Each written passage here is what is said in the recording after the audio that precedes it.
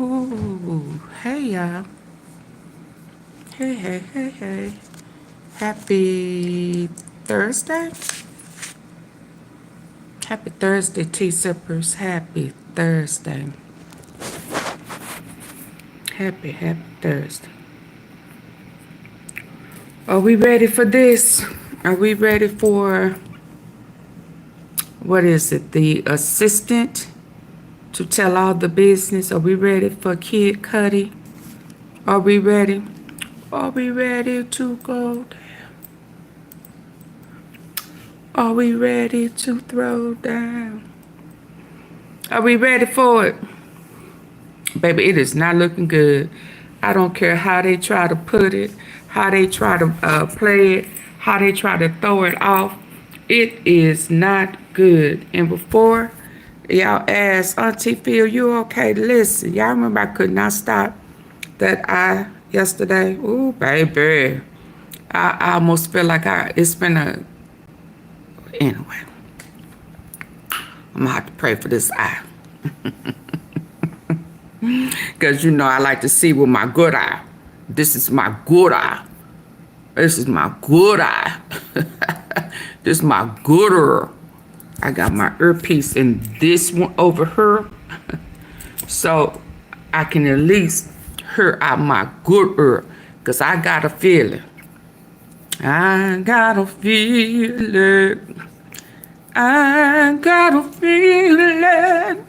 It's going to be good today. It is going to be good. I hope I'm not going to get sick, y'all. But I am feeling a little sick.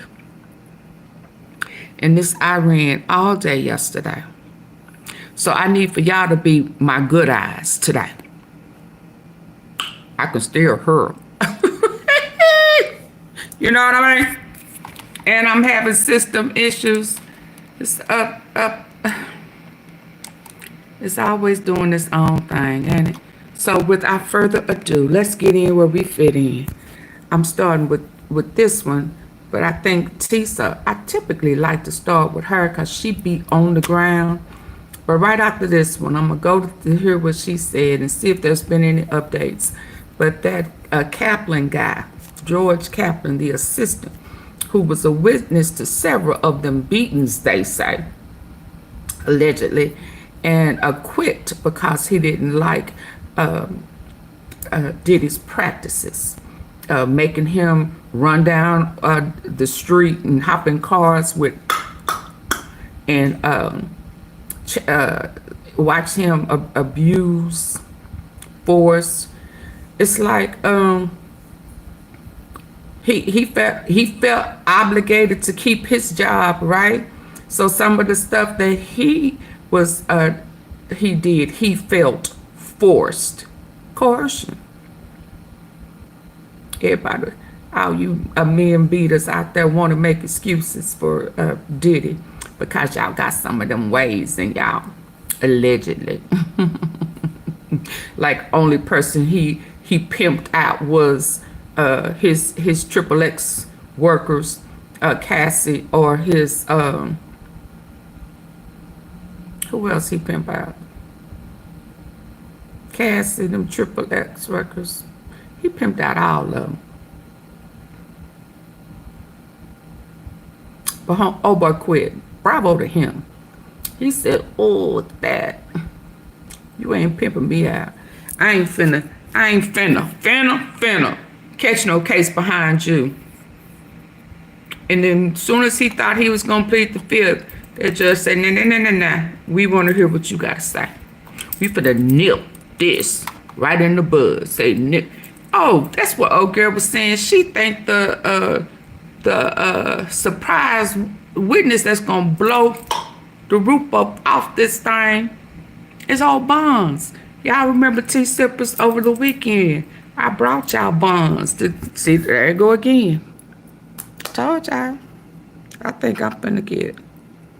And it's just this eye. It's just doing what it wants to do. But I got me a moist little, you know how they do when they all prim and proper. Child. Y'all ready? Hit the like button. Don't make me have to go there today. Okay. Let's go, y'all. Let's go before my phone run out. You know how I be doing. Sitting there in the courthouse, she said that, quote, it may be curling up in a ball on the floor. That was something that she explained. I'm sorry. That could be seen by a victim of domestic violence. They were relating to that. There was also moments, though, when the psychologist, talked about the coping mechanisms that are used and how one decides to tell about the abuse, and also about the returning to the relationship. Describe to me a little bit about the way in which you talked about a domestic abuse victim not feeling as though they could escape, even if they wanted to. Yeah, so she said that a lot of domestic violence victims, they can feel trapped in the relationship. That is the word that she used. She said that these relationships often begin with love. So these victims can want that love. They are yearning for that. So that could be one reason why they come back. Another reason is financials. She explained that oftentimes the abuser will control all the finances in a relationship, and that is their way to control the victim. This was another aha moment for me, a light bulb moment where I said, that's what Cassie testified to. Looking down at my notes from court, Cassie said that Diddy controlled her rent, her cars, her clothing, her travel, and even cash. So again, I wonder if the jury said, that sounds familiar. There's a lot more to unpack, including that next witness, George Kaplan, who will be back on the stand tomorrow, an assistant will unpack which is today. I want to talk to our great legal minds as well. So follow me over to the table because we've got some really great conversations ahead. We have got defense attorney Joey Jackson, who is with us today. Also, former assistant U.S. attorney for the Southern District of New York, where, of course, this. You want to know what I'm most excited about this summer? No more high-waisted bikinis or one-pieces. Be the first to save with our First Access Summer Savings. This trial is taking place. Jennifer Rogers and defense attorney, of course, Stacey Schneider is here as well. All right, we got a lot to unpack, so let's get right into it. And I want to begin with you, Jennifer. This is your old office as well. You heard from the expert witness, Dawn Hughes, this psychologist who was testifying as a blind expert, meaning she did not know Diddy, didn't know Cassie Ventura, and she was trying to paint a picture in general terms. How does this play for a jury? Because I gotta tell you, there were so many objections today, keeping her on the tightest of leashes. She couldn't get into many things. It had to be generalized. Yeah, I think it's really powerful. I mean, I think the reason you saw so many objections is because the defense realized that the jury was making those connections that Elizabeth was just talking about, right? They're saying, oh, credit cards, oh, rent, financial control. Yeah, we heard all of that from Cassie Ventura. So there's no question it was very helpful for the government's case, harmful to the defense's case. I was a little surprised to see it, to be honest. I haven't seen that kind of testimony come in very often. So why are you surprised? Because they even let it in? Exactly. I think it's really, really uncommon. I haven't seen anything like it before. I mean, an expert usually does that case, right? Looks at the documents in your case, if necessary, interviews the witnesses in your case to draw on and to then. But there are subject matter experts, right, who could maybe talk about more broadly. But you're saying what was odd was that she had not reviewed, had not talked to these people. And what's the intimation? That by failing to do so, she was overgeneralizing and therefore not having credibility? Because that's what the defense wants to go with. Yeah, so this is a big deal. And to Jen's point, if I'm the judge, I don't allow it at all. Now, it's a game changer. Why? Because I think inquiring minds want to know, right, what was the coercion? If this is about sex trafficking and not a freaky relationship, it's about the fact that I coerced you to do this. But you can talk about coercion. Yes, I get it. But inferences are drawn. If you're controlling everything, if you're behaving as a victim in this way, if you feel in love with someone and you have this mold of a person, right, who, if you're a victim of this violence, you tend to act this way, what is the inference that's going to be made, right? A duck by any name is a duck. And so the reality is what does the defense have to rely on? The defense has to rely on the fact that you did not interview this specific witness. Not every witness is the same. We don't live in a cookie cutter society. You never met, right, a defendant who you testified for. You're always testifying for the victims. You're a hired gun in this particular situation. You've met with the prosecutors multiple times and you've coordinated your testimony such that those dots can be connected. That's the defense argument. But the fact that she testified, very powerful for the prosecution. And if the jury draws those inferences of coercion, there is problems in Diddy land. The prosecution and the defense, they sparred over the testimony of a forensic psychologist. Prosecutors also released dozens of new photos seen by the jury, revealing what police seized in the raid on Diddy's Miami Beach mansion. And the judge signed an immunity order to force Diddy's former executive assistant to testify. But here's the big question tonight. Will the jury, the actual jury, connect the dots between the explanation of a trauma bond and the world that Cassie Ventura said that she lived in? The prosecution called psychologist Dawn Hughes to explain why Cassie may have stayed in an abusive relationship with Diddy for years. The judge had already ruled that she could not talk about coercive control, but she could discuss more broadly why victims may choose to stay in violent relationships or feel like they could not leave them. Hughes testified, quote, "When you're getting unpredictable abuse and unpredictable love, that creates this intermittent cycle. It's like a slot machine." She went on to say, you keep going back because you want that good feeling. They want that good partner that they fell in love with, and that becomes an immense trauma bond. Now, the defense repeatedly pointed out how Hughes had not reviewed any evidence in this case, more on that in a moment. But on redirect, the prosecutor finished with what you might call a kind of a legal mic drop. She asked Hughes if she had been retained broadly by defense attorneys. She said, yes, of course. The prosecutor then asked, in fact, have you previously been retained by any of the defendant's attorneys here in this case? She responded, yes, I have. Now, she wasn't saying that it was actually this matter with Sean Diddy Combs, but the defense attorney she's talking about was Brian Steele. And his legal team later said that Steele, in a different case, chose not to use Hughes as a witness in that case that he was on at the time. And the client that he was dealing with was a victim of domestic violence herself. Now, that testimony will be a lot for the jury to unpack and try to pull apart. So will all the evidence taken from Diddy's marriage. So you mean to tell me that he tried to check her credibility, like she didn't know what she was talking about, like she could not give a generic psychological response to why the trauma bonding, typically, period, regardless of who you are.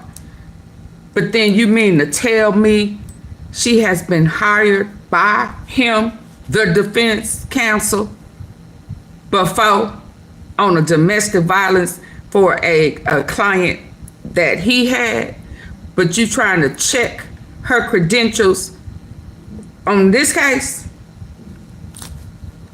You lying. Hypocrisy, right?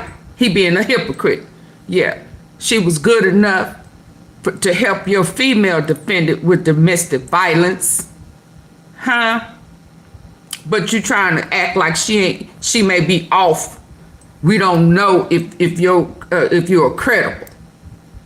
Now that you defending Lil Diddy, Diggler, the Tootsie Roll man. I could not stand hypocrisy, baby. I tell you, I can't show that gun. And handgun.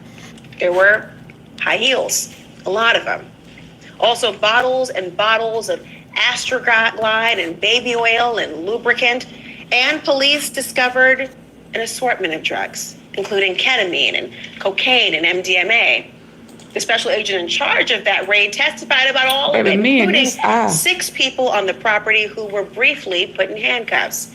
Now, the last witness of the day was Diddy's former executive assistant, George Kaplan. Now, he tried to plead the Fifth to protect against self-incrimination, but the judge, by granting him immunity, paved the way for him to actually go on the stand. And once he got on the stand, he testified about getting his boss drugs at times. He testified about setting up and cleaning up Diddy's hotel rooms. He stocked them with clothing and candles and liquor and baby oil. He bought some of these room supplies, he says, with his corporate credit card and cleaned up the rooms after Diddy left before the maid service came in. Now, why do that? Why do it before the maid service comes in? Well, because Kaplan put it this way. Protecting him and protecting his public image was very important, and that was something I was very keen on doing. Now, Cassie testified that Kaplan quit after seeing Diddy abuse her. Now, we haven't heard that from him yet, but he is back on the stand in the morning. And you know who else prosecutors plan to call? Rapper Kid Cudi. Recall that Cassie testified that she was once in a relationship with him, and that sent Diddy spiraling into a jealous rage. Back with us tonight, CNN's Elizabeth Wagmeister, who witnessed all the testimony in court with me today, been following along so closely. So talk to me about this forensic and clinical psychologist. I mean, it was very pivotal for her to come in and try to explain this looming question of why might someone stay, because Cassie's credibility might be questioned for those who don't understand why. This was a pivotal witness for the prosecution because these sex crimes, they can be very confusing for a jury. There's a lot of gray area. This is not black and white. So she came on to testify to some of the behaviors that are common among all trauma victims, whether that is a victim of domestic violence, of sexual abuse, even of something totally unrelated to this. And that was key for the prosecution because she said, I am not related to this trial. I have not met with anyone. I have not met with the defendant, Sean Combs. I have not met with any of the government's witnesses, such as Cassie. So she came into this, what she said, as a blind witness, but she did corroborate what Cassie and some other witnesses have said. For instance, there was one part that really stuck out to me, Laura, when I was sitting there in the courthouse. She said that, quote, it may be curling up in a ball on the floor. That was something that she explained for a common behavior that could be seen by Native Instruments Summer of Sound is on right now. Contact 8 is my go-to for the violence that is happening. Now, why this stood out to me is because I remembered that this was very similar to what Cassie testified to what we saw in the video that our team at CNN broke, that hotel surveillance video when she curled up in the fetal position. And we went back to some other testimony. Richard, you remember her. She said about Cassie, quote, she went into the fetal position. The security guard, Israel Flores from the hotel, said Cassie was bundled up in the corner. And Carrie Morgan, who was Cassie's best friend and testified to corroborate her account, she said, quote, she was like a loose fetal position. So I do wonder if the jury connected those dots of this psychologist to say, even though she's not talking about Cassie, that sounds familiar, and maybe now I understand more some of the behaviors of Cassie. And there were a lot of objections, almost as if her vocabulary was so precious because of those details that the defense did not want that jigsaw puzzle to come into full view if they were relating to that. There was also moments, though, when the psychologist, talked about the coping mechanisms that are used and how one decides to tell about the abuse, and also about the returning to the relationship. Describe to me a little bit about the way in which you talked about a domestic abuse victim not feeling as though they could escape, even if they wanted to. Yeah, so she said that a lot of domestic violence victims, they can feel trapped in the relationship. That is the word that she used. She said that these relationships often begin with love. So these victims can want that love. They are yearning for that. So that could be one reason why they come back. Another reason is financials. She explained that oftentimes the abuser will control all the finances in a relationship, and that is their way to control the victim. This was another aha moment for me, a light bulb moment where I said, that's what Cassie testified to. Looking down at my notes from court, Cassie said that Diddy controlled her rent, her cars, her clothing, her travel, and even cash. So again, I wonder if the jury said, that sounds familiar. There's a lot more to unpack, including that next witness, George Kaplan, who'll be back on the stand tomorrow. An assistant will unpack that. I want to talk to our great legal minds as well. So follow me over to the table because we've got some really great conversations ahead. We have got defense attorney Joey Jackson, who is with us today. Also, former assistant U.S. attorney for the Southern District of New York, where, of course, this trial is taking place, Jennifer Rogers, and defense attorney, of course, Stacey Schneider is here as well. All right, we got a lot to unpack, so let's get right into it. And I want to begin with you, Jennifer. This is your old office as well. You heard from the expert witness, Dawn Hughes, this psychologist who was testifying as a blind expert, meaning she did not know Diddy, didn't know Cassie Ventura, and she was trying to paint a picture in general terms.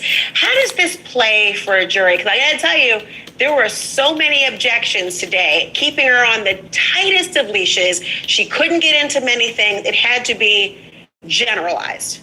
Yeah, I think it's really powerful. I mean, I think the reason you saw so many objections is because the defense realized that the jury was making those connections that Elizabeth was just talking about, right? They're saying, oh, credit cards, oh, rent, financial control. Yeah, we heard all of that from Cassie Ventura. So there's no question it was very helpful for the government's case, harmful to the defense's case. I was a little surprised to see it, to be honest. I haven't seen that kind of testimony come in very often. So why were you surprised? Because they even let it in? Exactly. I think it's really, really uncommon. I haven't seen anything like it before. I mean, an expert usually does that case, right? Looks at the documents in your case, if necessary, interviews the witnesses in your case to draw on and to then. But there are subject matter experts, right, who could maybe talk about more broadly. But you're saying what was odd was that she had not reviewed, had not talked to these people.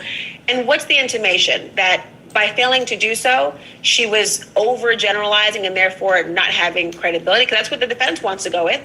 Yeah, so this is a big deal. And to Jen's point, if I'm the judge, I don't allow it at all. Now, it's a game changer. Why? Because I think inquiring minds want to know, right, what was the coercion? If this is about sex trafficking and not a freaky relationship, it's about the fact that I coerced you to do this. But not you can talk about coercion. Yes, I get it. But inferences are drawn. If you're controlling everything, if you're behaving as a victim in this way, if you feel in love with someone and you have this mold of a person, right, who, if you're a victim of this violence, you tend to act this way, what is the inference that's going to be made, right? A duck by any name is a duck. And so the reality is what does the defense have to rely on? The defense has to rely on the fact that you did not interview this specific witness. Not every witness is the same. We don't live in a cookie cutter society. You never met, right, a defendant who you testified for. You're always testifying for the victims. You're a hired gun in this particular situation. You've met with the prosecutors multiple times and you've coordinated your testimony such that those dots can be connected. That's the defense argument.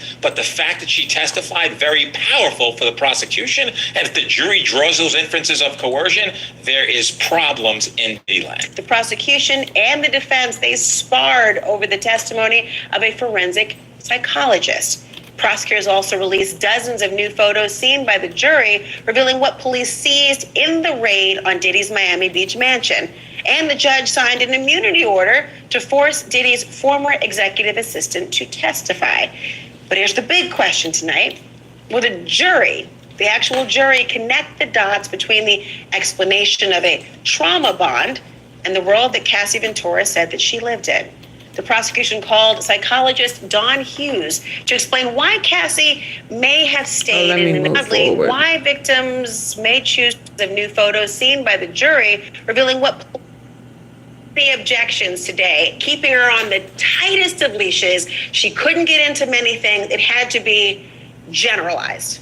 Yeah, I think it's really powerful. I mean, I think the reason you saw so many objections is because the defense realized that the jury was making those connections that Elizabeth was just talking about, right? They're saying, oh, credit cards, oh, rent, financial control. Yeah, we heard all of that from Cassie Ventura. So there's no question it was very helpful for the government's case, harmful to the defense's case. I was a little surprised to see it, to be honest. I haven't seen that kind of testimony come in very often. So why were you surprised? Because they even let it in? Exactly. I think it's really, really uncommon. I haven't seen anything like it before. I mean, an expert usually does that case, right? Looks at the documents in your case, if necessary, interviews the witnesses in your case to draw on and to then. But there are subject matter experts, right, who could maybe talk about more broadly. But you're saying what was odd was that she had not reviewed, had not talked to these people. And what's the intimation? That by failing to do so, she was overgeneralizing and therefore not having credibility? Because that's what the defense wants to go with. Yeah, so this is a big deal. And to Jen's point, if I'm the judge, I don't allow it at all. Now, it's a game changer. Why? Because I think inquiring minds want to know, right, what was the coercion? If this is about sex trafficking and not a freaky relationship, it's about the fact that I coerced you to do this. But you can talk about coercion. Yes, I get it. But inferences are drawn. If you're controlling everything, if you're behaving as a victim in this way, if you feel in love with someone and you have this mold of a person, right, who, if you're a victim of this violence, you tend to act this way, what is the inference that's going to be made, right? A duck by any name is a duck. And so the reality is what does the defense have to rely on? The defense has to rely on the fact that you did not interview this specific witness. Not every witness is the same. We don't live in a cookie cutter society. You never met, right, a defendant who you testified for. You're always testifying for the victims. You're a hired gun in this particular situation. You've met with the prosecutors multiple times, and you've coordinated your testimony such that those... Yeah, they on repeat. Hold on.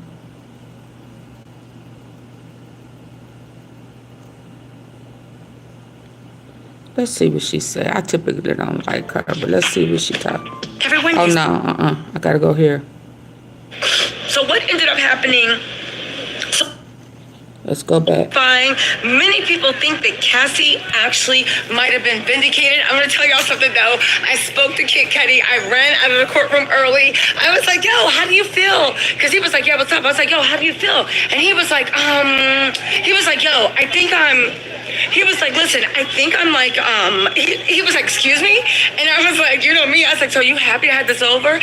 And then right then and there, the federal marshals came in and said, shut it down. They were like, that's enough. And then they rushed him on the elevator. And then they told me, like, you wait for the next elevator. And I said, okay, fine. I'm probably going to be talked to after work. But let me just tell you one thing. Kanye West should be ashamed of himself. Kid Cudi was so down to earth, so nice, so sweet, so candid, so confident. I see what Cassie saw. On top of that, he literally wanted us to know that the things Diddy did. Now, prior to Kid Cudi testifying, there was all this stuff about whether they can talk about the dog, because apparently when they broke into his house, and they did break into his house, they took his dog. Other stuff they wanted to talk about was, Brian still did the cross-examine. I'm gonna get into everything. Also, the witness that they gave immunity to, the vibes were off. The vibes were weird. The vibes were, are you serious? He literally said, and this is the people the prosecution gave immunity to. Kid Cudi did vindicate Cassie. We're going to get into his testimony in a second. But this was the guy that they actually gave immunity to. And he referred to Sean Diddy Combs as a god among men. He said that Diddy not only pushed him to the deaths that he didn't know he had, but he helped him push him to the deaths and helped him grow as a man, and referred to Sean Diddy Combs as a god among men. A god among men. It was a really uncomfortable, testimony, right? It was really, really, really uncomfortable testimony, right? And on top of that, the fact that the testimony was so uncomfortable, but also to the fact of he was almost like a super fan that Diddy had actually hired, okay? He was almost a super fan that Diddy had actually hired. Now listen, let me see what I could do, because I was running out the house today. It was raining, cats and dogs. I have my umbrella. All this stuff happened, but let's actually get into like the actual meat of it, okay? Talk to Kid Cudi. Kid Cudi's testimony, because that's what you guys came to hear, right? Absolutely. Kid Cudi told a crazy story. He said he received around 5:30 or 6 a.m. A fevered text, a phone call from Cassie, being like, oh my God, Diddy found out about us. Now he did say, they were like, how'd you feel? And he's like, I was shocked because I didn't know she was dealing with him anymore. Now, of course, they tried to paint Cassie out as she was a two-timer, she was this suicide. I will stand firm on this. I don't care how much you say. Why is everybody acting like Diddy is a god among men? I get it. Cassie could have been two-timing Kid Cudi with Diddy. They were on again, off again. Cassie said she wasn't. I'll tell you what, I really don't care. Because since when is two-timing someone? How in the world does that justify blowing up someone's car and breaking into someone's house, okay? So anyway, she gets a thing and she was like, yo, they're in your house. Cudi is like, what? So then Capricorn Clark, the assistant, calls and says, yo, they're in your house. Tonya says, great reporting. I have a lawyer, husband, and son. Okay, tell Esquire said, what's up? So they're like, so then he gets a fever call from Capricorn Clark. Say, Capricorn Clark sounds super, super scared. What's up, Daisha Jones? She was like, he got broke into the man's house. They're in your house. So then the prosecution was like, what you do next? And he was like, I called Diddy. They said, where did you get Diddy's phone number from? He said, I actually had Diddy's number from years before, right? Just, in the industry. So he calls Diddy. Diddy picks up the phone. They said, what do you say? He said to him, MFer, are you in my house? We all giggled. He was like, MF, are you in my house? Diddy was like, yo, where you at? He was like, MF, are you in my house? He was like, yo, where you at? And he was like, I'm on my way home. And he was like, word, I'll be waiting for you. So Cudi rushed to his house. He gets to his house. Now, he says he has security cameras that are angled on his house at all times. When he got there, the security camera was turned the other way, right? Oh, wow.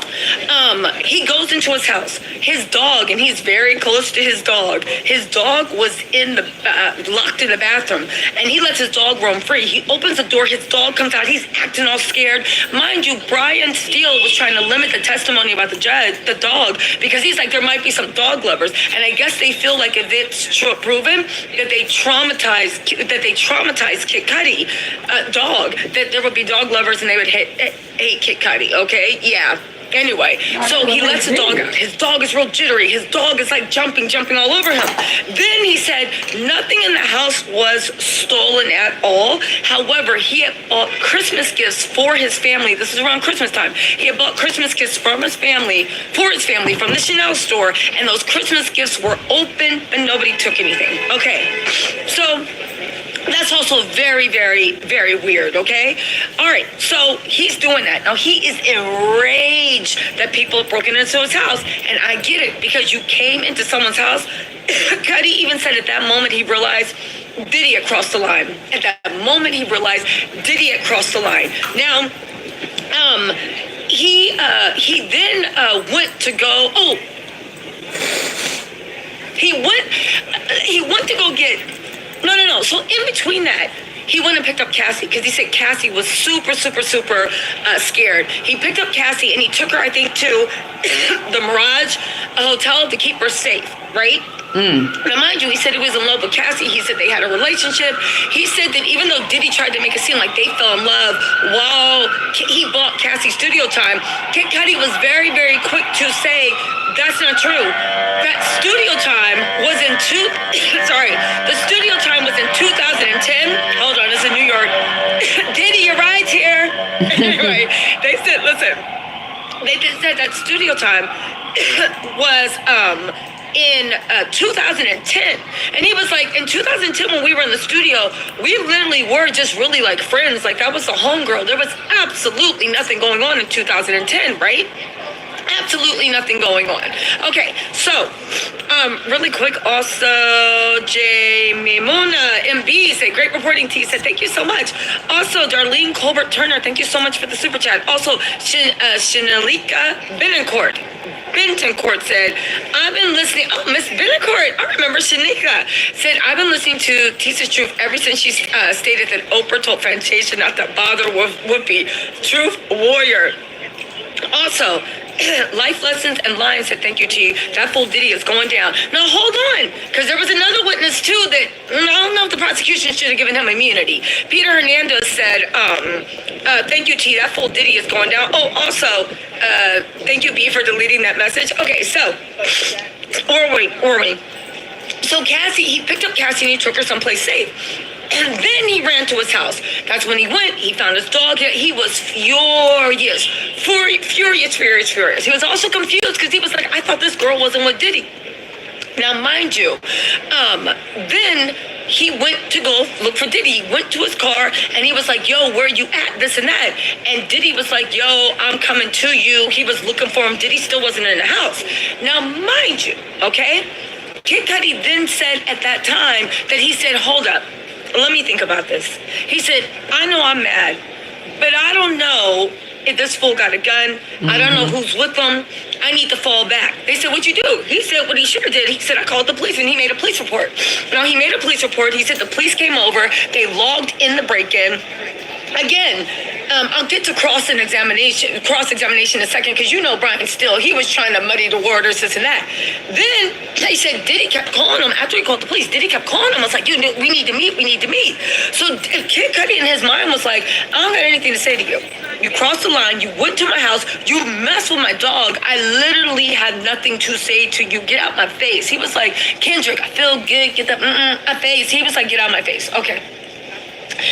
Diddy kept calling him, trying to meet up, okay? Now, Philadelphia said you're killing the game. Make sure you take your vitamins. You cannot get sick now. Exactly. It's too much. I can't turn back now. Okay, so he was like, okay. Diddy kept asking. He was like, man, I don't got nothing to say to you. You crossed the line.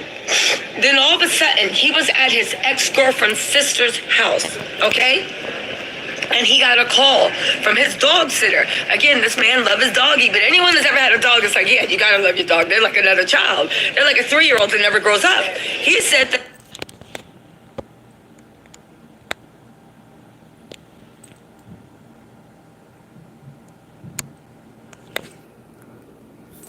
Now, CH, have you lost your mind? Have you lost your mind?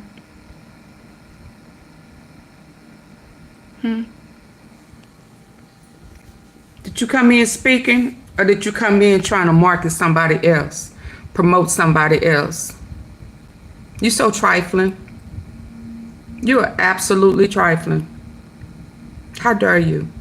Go ahead and leave, and don't ever come over here again. Okay? I ain't gonna even cuss you out, because you're trifling. You trifling.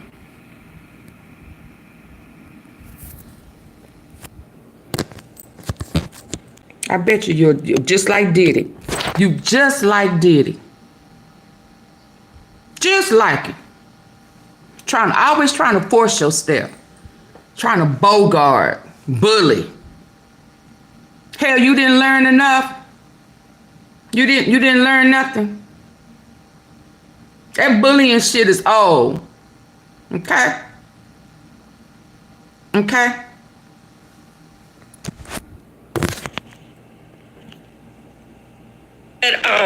He got a call from his dog sitter, and the dog sitter was like, oh my God, and sent him pictures of he had a Porsche 911. His Porsche 911 was on fire, okay? And they showed pictures. It was a Porsche 911. Somebody if you guys don't know, I tried to get the scoop from y'all. I actually got in trouble with the U.S. Marshals. I don't think I'm LA. about the witness, but I'm not pressed. So I just said, how was testimony? Got his attention. I woke up late, but I looked good enough to get his attention, so I sauntered over there and like, hey, and he was like, huh, what's up? And he leaned his ear in, and I was like, so how'd testimony go? How'd you think? Blah, blah, blah, blah, blah. And he was about to answer, but the marshal was like, get out, like, that's enough. And I was just like, he rolled his eyes at me so much, and I see him in court all the time.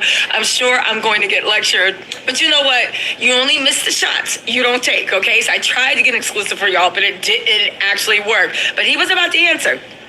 And listen, I will say one thing. He was a great, great witness. Super honest, super forthcoming, super everything. Okay, so Leonie said, let's go. Yes, bitch, I'm waiting on you. Okay, so we're back to, he's getting a call from his dog sitter. There is a picture of his Porsche. They cut open the top of his Porsche and threw a Molotov cocktail. That is a bottle, they put fluid and then like, I don't know, t-shirt inside. I remember from seeing it on the Bronx Tale. If y'all ever saw that movie, apparently the racist Italians were throwing Molotov cocktails because there was an interracial couple and they couldn't take it. I saw that movie 4 years ago. I said, wow. Prophetess Aaliyah S. Brew, Body of Christ, said, love your coverage. I'm still conflicted on the charges. They definitely should have went for DV, aggravated assault, battery charges. My ex got life for those charges. I think the statute of limitations actually passed on DV, right? But yes, I'm glad that your ex got those charges. The blood of Christ was with you. Okay, so back to the scene. They sent him pictures. The car was whatever. They're like, how do you know it was Molotov? He said, because I saw like the bottle, when he opened it, the bottle fell to the ground. The inside of the interior was all burnt up, okay? It was all burnt up. At that point, Cudi was like, yo, this got to stop. This is getting out of control. And that's when he called Diddy, and Diddy picked up. And he's like, yo, you got to meet. We got to meet. So Cudi was like, all right, let's meet at Sohow House. Now, back then, Sohow House had meeting rooms on the bottom level. I don't think they have meeting rooms anymore. But back then, Sohow House had meeting rooms on the bottom level. Right? Okay, bet. Oh, also, Nana said, you're doing a great job. Who was that cutie pie next to you with all the tattoos when you had a white skirt, white top, and saw in a clip with another blogger? Love from Belgium. By the way, my name's Nadia. Coffee on me. Nadia, thank you so much. I only see the truth in the trial. I got a man, so I do not know what cutie pie you were speaking of. I just know my man wasn't standing next to me, and that's the only man I see. Blinders. Okay? Happy said, seriously speaking, take some time out today and pray. Discernment is real, and prayer works better than faith. Thank you so much. Cynthia Miller said, our girl Tisa doing it, a real life Lois Lane. Tanika Brown said, been with you. What's up, Tanika? And who payroll would she be on? 2 years now. But listen, Peter coming after Diddy for the dog he traumatized, like he did. Exactly.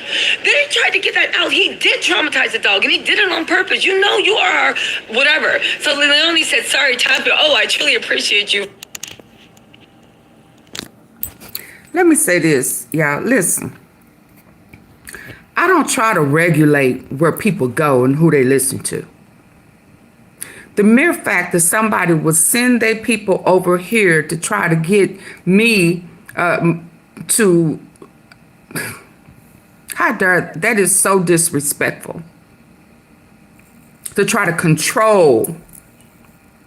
See, all of this is control. Trying to control. And stop calling me on private numbers. I don't answer private numbers. Hit my... Ooh. If you want to talk to me, hit my Cash App. Send your message by way of Cash App. You don't control nothing over here. Okay? You hear me? He's guilty. He's a predator, in my opinion. Okay? And if you like him and you trust and believe in him, send your child to go spend the weekend with him. Since you all up in that ass. Okay? Until then, go wherever you want to go. Don't try to come over here and sway nothing. You can't do that. And I would never. But I have integrity. See, that's an integrity thing. That's a control thing. Yeah, you don't run nothing, and you dang sure don't run me. The next time I'm going to report you. I'm going to report you for harassment. I ain't going to even say nothing. I'm just going to put a tag on you. How about that?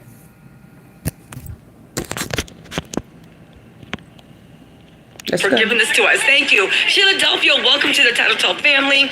Natasha said, for all the doggy lovers, P.S. We're 2 weeks into the trial. Let them build the case. Love watching your report. Been watching since Simon and Portia. Simon this remind me of that girl that was over here that was trying to force Jaguar right down my throat. Said, you're doing an amazing job out there, friend. Thank you for the awesome coverage. You're welcome. You're welcome. You're welcome. Also, Peter Hernandez said, love you, Tisa. By the way, this was the guy, okay, that fell in... Oh, Peter Hernandez. I'm glad you're... So there was somebody that fell in line, but Peter... I'm glad that you are okay. I was scared for a second. And you know, when he fell in line, people walked over him to get into the courtyard. I said, oh my God, society is not seeing heaven. Oh, also, Chelsea Rager said, absolutely loved your energy and entertainment. And Prophetess Aaliyah Brew, thank you for gifting a membership. Okay, so... At this point, Cudi is his car. He's looking at his car. His friends and his dog sitter are sending him images of his car. He rushes home. He sees his burn up car. He's like, "This is going long enough." He called Diddy. Diddy picked up and he was like, "We gotta talk about this." They meet at the Sohow House. Back then, the Sohow House in West Hollywood, had meeting floors on the first room, right? First floor. They go into the meeting rooms. All right, bet, right? He says when he walked in, right? Let me see if I can actually show y'all. Hold on. He said when he walked in, Diddy is sitting there looking at the window like this. Just said, because they said there's big floor-to-ceiling windows. Diddy is sitting there looking. with his hands behind his chest, back, looking out the window. He said like a GD Marvel supervillain. He said that Diddy came in and when he got in, Diddy was already in there and his hands were behind his classmate like he was Lex Luthor or a Marvel supervillain, just looking out the floor to ceiling windows, okay? Ashley C said, what happened to Aubrey all day? Aubrey did not get subpoenaed to testify. Eva Felipa Watson said, you need hot soup tea, so owe me. Oh, thank you guys for looking out. Table Taco Mimi exclusive said from content creator. Oh, thank you. You rock too, you guys. Make sure you follow. Table Talk with Mimi. Ahmad Hosiery said, hello, I want to, oh, thank you. You want to know me? Thank you, Ahmad, for the gift. I really appreciate it. Also, Lilioni said he offered Cudi water 2 times, y'all. Tease the girl. So listen, exactly. So JR Cali Bama Beauty, thank you so much for the super chat. And also Horatius, thank you for the super chat. All right. So, right. So what happened, right? Oh, Open Vic said, you're doing an awesome job, Tisa. So he's looking out the window. 47 is like a super villain. And they were like, what was he like? And he was like, it was weird. He was so calm. It was super, super weird. Black Sheep 19 said, I want the Wonder Woman hair tells and keeps us updated. Y'all know, gonna have a Wonder Woman half week of this one thing I do. I was running so late today. I'm glad I got out the house. Sweet Tea said, who is next on the stand? Is Hey, Grateful. No, it's a janitor. We're gonna see what he says. Bold and Red said, thanks for the updates. Look forward to them while driving. Yes, indeed. Okay, She is funny. so he said Diddy super But a lot of people don't like her. But you know, they're not gonna come over here and try to sway me. So, he said Diddy's super, super calm. He didn't know what to think. He's super, super calm, okay? And Diddy offers him water 2 times, but Kid Cudi ain't stupid. And he said, no, thank you. He offered him water the 2nd time. He said, no, thank you. Now, Black Alley Scamcat said, how do you DNA test fire? So if you guys don't know, right? So then he said that Diddy talked to him, this and that. He said Cassie showed up later, right? And he said he was really disappointed that Cassie was back with Diddy because she had been abused and this and that and blah, blah, blah, blah, blah. And she was basically choosing Diddy. Now, we had the expert testify yesterday about why that happened. Right? But even then, I'm like, why is everybody trying to make like cheating as punishable by death? Because I will stand 100% by this. You cannot cheat on someone that got hosed. You cannot cheat on someone that has a harem. I'm sorry. For anybody that got hosed, you can't get cheated on. You're not in a real relationship because you have hit the default button that we are not in a real relationship. I refuse to go into that thing about, oh, well, you know, he was cheating, but still, yeah, no. And still, nothing. I ain't have a real relationship, right? Malika Garrett, thank you so much for the super chat. Linda Walker, thank you so much for the super chat. Okay. So Miss Wise Eyes Open said you're doing an outstanding job, T. Said thank you for And they hating on you, girl. I appreciate. Thank you so much, Mama. And Tony B said keep on coming, Tisa. Okay, so they said they have a talk, right?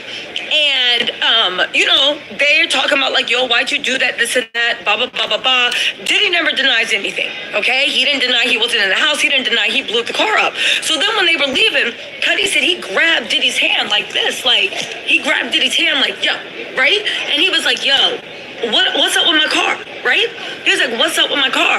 And he said, Diddy looked him dead in the eye and kind of smirked and was like, what car? And Cudi grabbed his hand more and was like, you didn't do anything to my car? And Diddy looked right at him and was like, yo, I don't know what you're talking about. And Cudi said he snatched his hand back so quick. And Diddy was like, yo, what was that about? I thought we was cool. I thought we was cool. And he was like, yo, you acted like you didn't do anything to my car. No, we not cool. And they left it on that. So, oh my God, Bree, thank you so much for the cash tap. I appreciate that, Bree.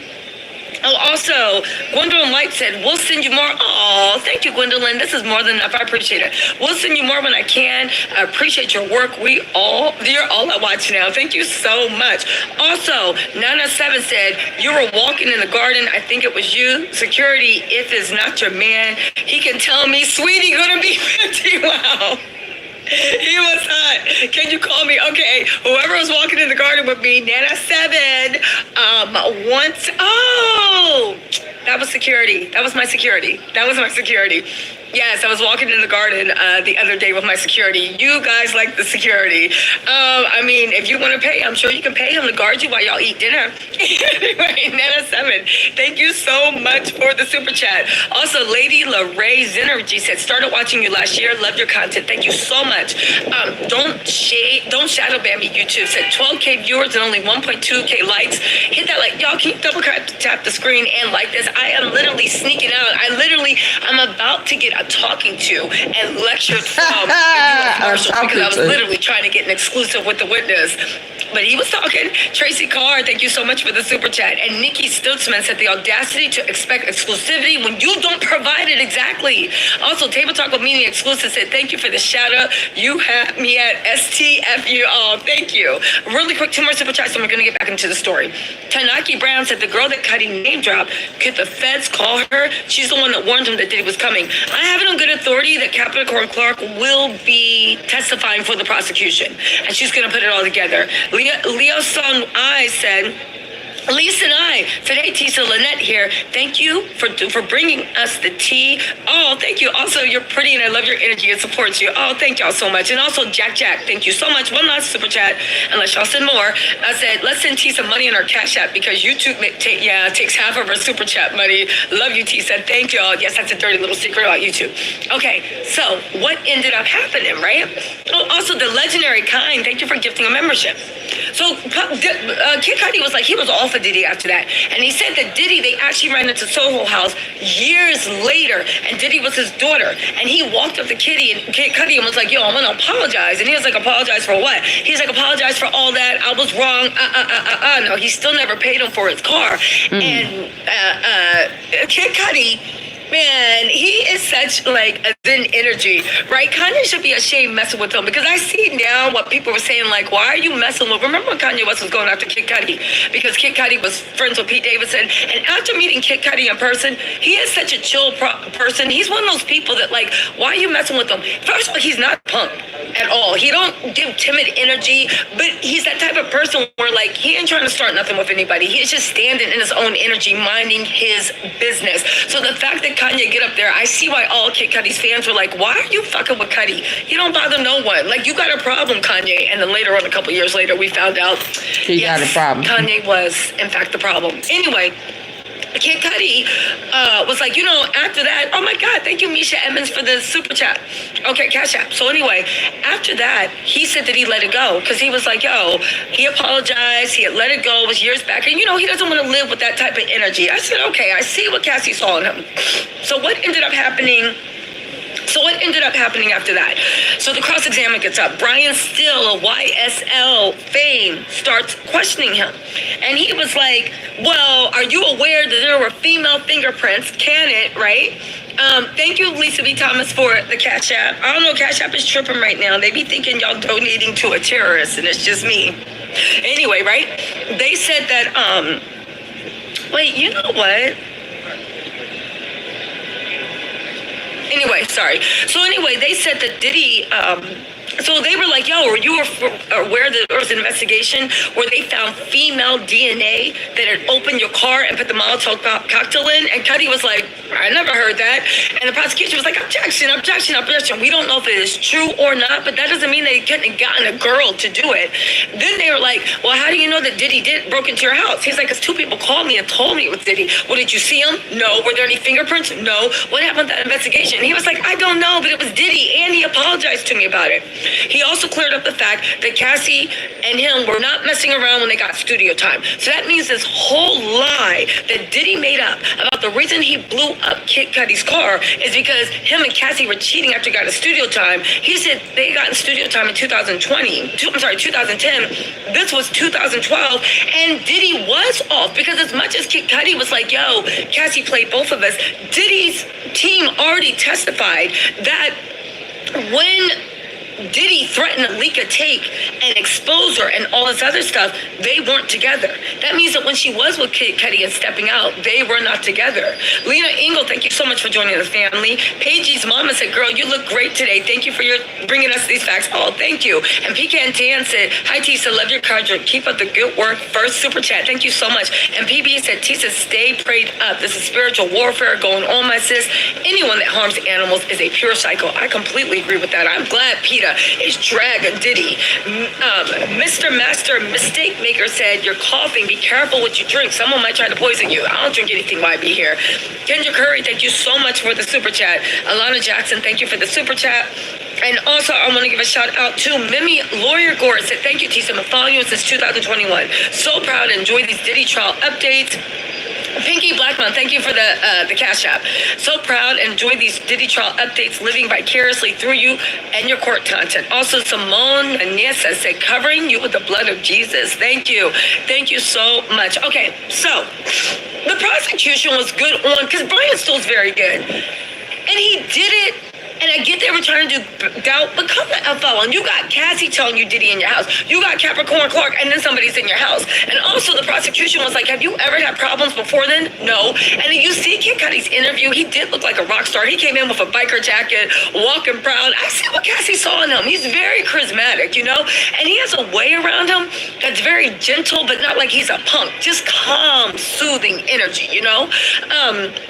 Erica Gabriel, thank you so much for the super chat. He said him and Cassie were in love. He said he really wanted to protect her, and he was mad that Diddy was putting his hands on her, okay? The prosecution was trying to make it seem like it could have been anyone. And Kid Cudi was like, come the F on. It can't be no one. He did say that he's never had a problem. Since then, Diddy was the only thing. And once he ended with Cassie, he never had a problem again.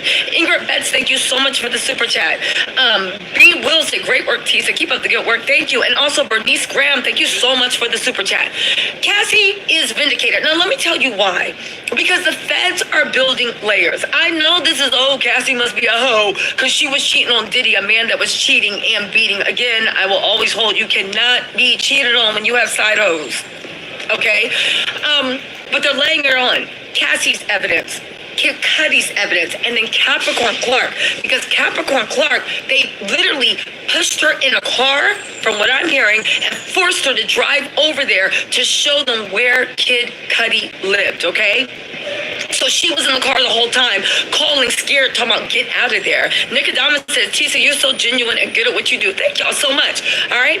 So then what happened? Okay. So that was that. Okay. There's other people testifying, but let me tell you where the RICO came over. Diddy's assistant, God, what's his name?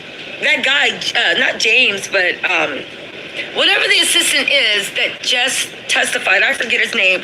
All I know him is to be Diddy's super fan. It was the weirdest testimony I've ever seen. When I say weird, I mean weird. Leanne Engel said, killing it, giving us a deets. Now, I left my notes upstairs, but let me just tell you my takeaway. He got on stand, and he said that he saw him not only beat Cassie 2 times, but also Gina. He said that with the Cassie stuff, the first time he heard all this glass going, they were on a private jet. He walked into the room. Cassie had her legs up, trying to create space between Diddy. She was on the floor. Diddy had a cut crystal whiskey glass. You know those are heavy, right? In murder mysteries, they kill people with whiskey glasses. And he was throwing it at Cassie while she was on the floor. Cassie... The whole plane was full of Diddy's entourage. Cassie screamed, does anybody see what's going on here?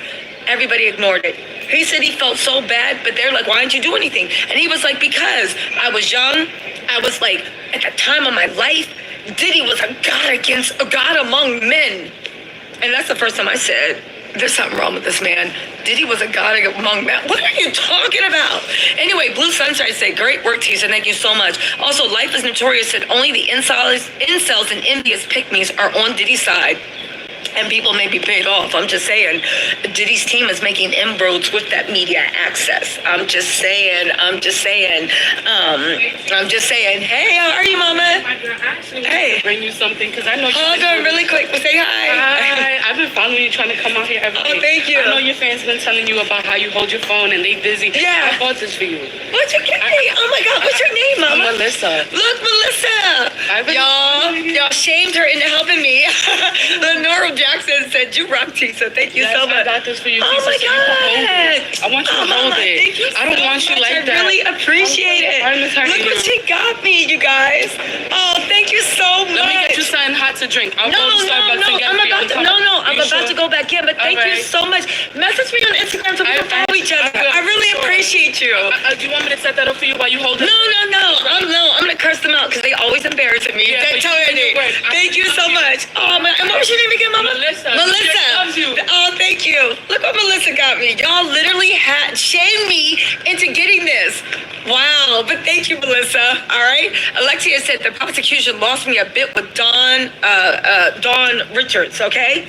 So no, Dawn Hughes. I was in the courtroom. Dawn Hughes had the jury like this. That was the SMEX expert. Okay. All right. This is so much love. Melissa, thank you so much. So all y'all talking about, Tisa, why you holding your hand, holding the phone in your hands? Dawn has got me right. The next commercial break, we will have this, okay? Also, Janae Humphrey said, oh my gosh, we have to get Cudi here with you. I'm going to try. Now, I left out the house looking a mess, but when I said, excuse me, he leaned in to see what I had to say, you know? I said, I ain't Cassie, but baby, I can get your attention. Anyway, right? Beatrice Aguayano said, thanks, Tisa, for all the updates. You are amazing. You guys give so much love to Melissa. This was so sweet of her to do. So sweet, all right? Also, Naomi Violet said, love all that you do, you bring it. And VMN said, love you, Tisa. Keep up the good work. Also, Cher Mayo said, Tisa, you're the best. Love you, girl. Thank y'all. Okay, so listen, right? You think I'm not? Please. And y'all see my Instagram. He might be curious about, like, the interview, you know? Got a few beat tricks there. Anyway, y'all, follow me on Instagram if you're not. Okay, so let me get back to it, because I got to go into the room. So anyway, this guy said that he was so traumatized. Oh, he said the second time he saw Cassie, Diddy called him into the room, and Cassie was sitting there whimpering with her hands over her face, and Diddy had him go to CVS to get some stuff that takes swelling down her face because she had a huge black knot on her forehead and all this other stuff. And he said he was so shaken by it. He said, and again, he said he was shaken by what he saw, especially with the whimpering and stuff. But here's the thing. Y'all want to know what the RICO is? And I talked about this with James. A lot of people think RICO is bodies on the ground, blood on the walls, murder, right? No. RICO in modern times is very boring. It's very unsexy. It's very one corporate charge after another. One commingling of funds. He said that for the stuff that he used to fix Cassie's face, right? He literally had used his corporate card to pay for it. Clones Global corporate card. What does that mean? I know y'all think it's unsexy. I know a lot of people think it's not the smoking gun. It is. Again, they're building the foundation.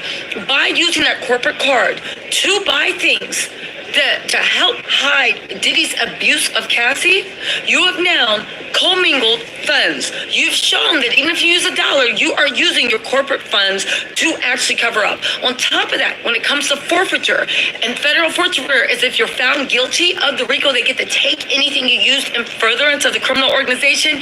That charge for witch hazel and a bunch of first aid stuff. Isn't it funny that Diddy had stripper heels? Diddy had, was he wearing them himself? Diddy had lube. Diddy had this. Diddy had like a whole pharmacy of illegal narcotics in his house. But Diddy never had anything for people to deal with the face, right?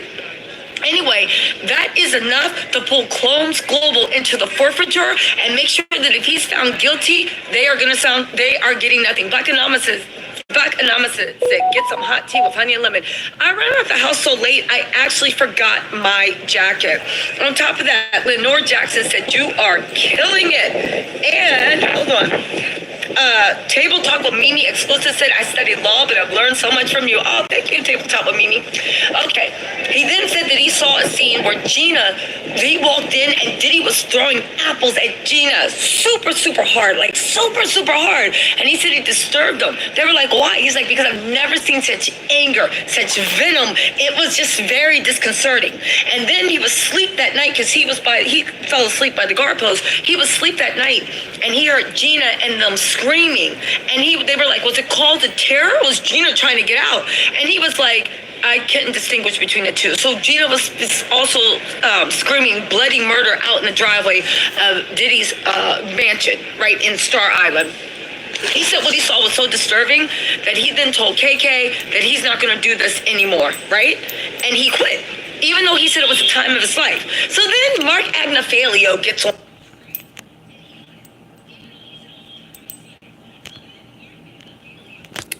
You know what? You women beaters, y'all kill me wanting for people not to tell what actually happened in court. How is she a Cassie lover when she is repeating what happened in court? So does that make you a Diddy lover? A bruiser Brody with a Tootsie Roll? Because you want somebody to come up with excuses to validate his actions, his pimping ways.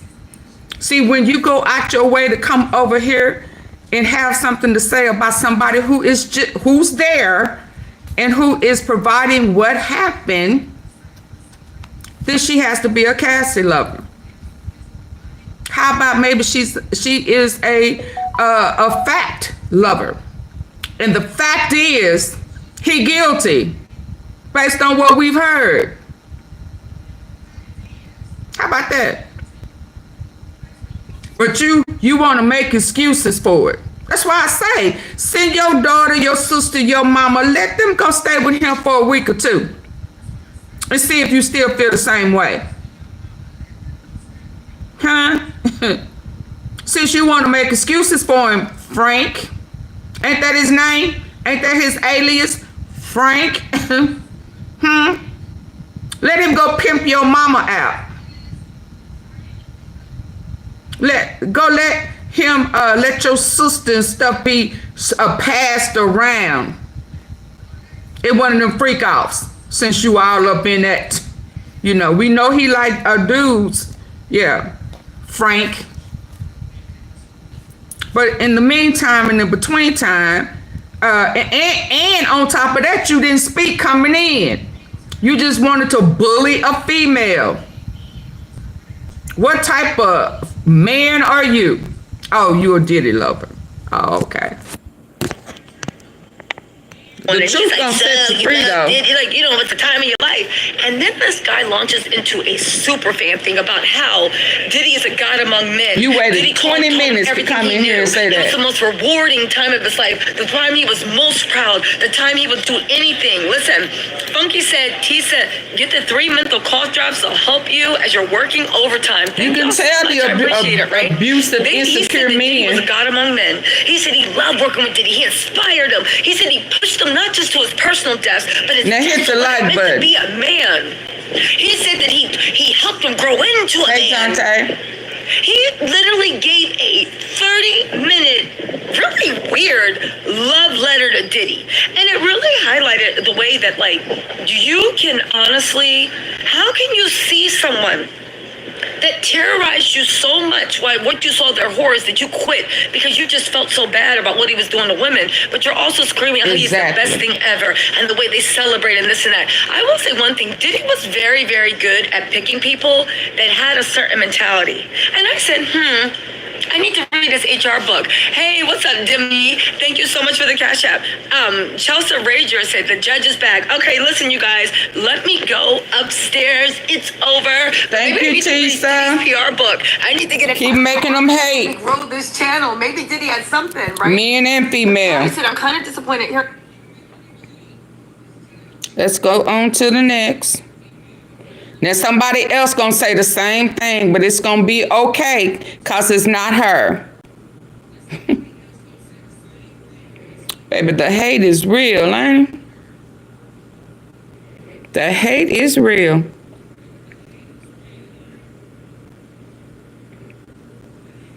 But you're gonna learn where you at today.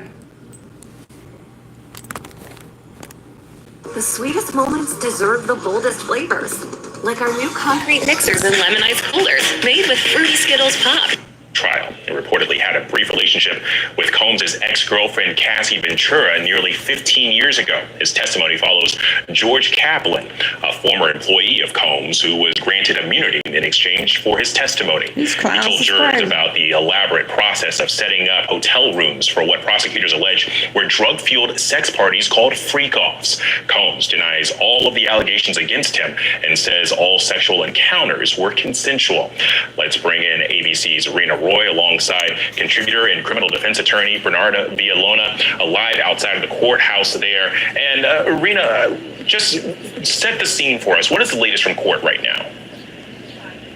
Well, Alex, we saw Kid Cudi walk into the courthouse this morning with a bit of swagger, black leather jacket, wearing jeans, smoking a cigarette. As you said, he is now on the stand now, and he's already talking about some of the threats that he says. Yo, wait, let's stop. Let's pause for my girl. Let's pause for my girl. It's somebody's birthday. It's somebody's birthday. It's Max Boogie's birthday. It's Max Boogie's birthday. It's somebody's birthday. It's somebody's birthday. Go Max. Go Max. Go Max. Go Max. Y'all wish Max Boogie happy birthday. Woo!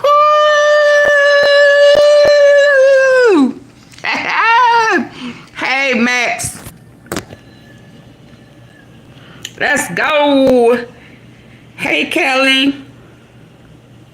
Let's go. Ventura back in 2011, including one time that he says Cassie called to alert him that Sean Combs had broken into his Los Angeles home. He says that he raced over there to try and confront Combs, so that when he got there, Combs was gone. He said some things had been tampered with. His dog seemed startled. He was locked in the bathroom. So he called police to file a break-in report. And he's also talking about a time from January of 2012 when he says his car was set on fire with a Molotov cocktail in his Los Angeles driveway. Just last week, Ventura testified that Sean Combs had threatened to blow up Kid Cudi's car because he had found out about their relationship together. But his lawyers have denied that he had any involvement in any arson. But remember that arson is a part of the racketeering charge that he's facing. So this is crucial testimony for jurors to hear.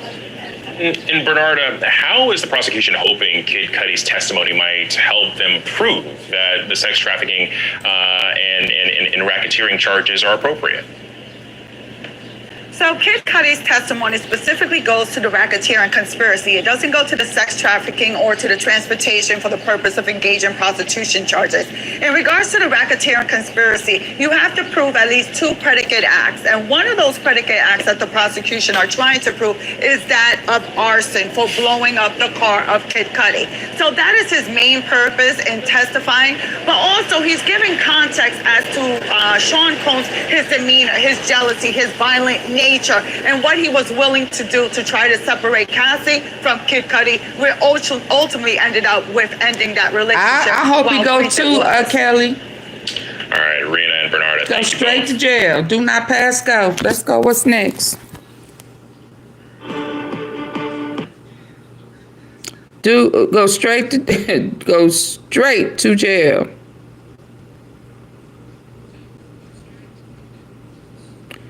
What else I got next? Hold on.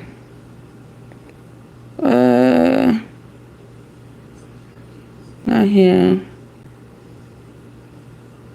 We saw that one. We saw that one. Hold on. Let's go here and see what they saying.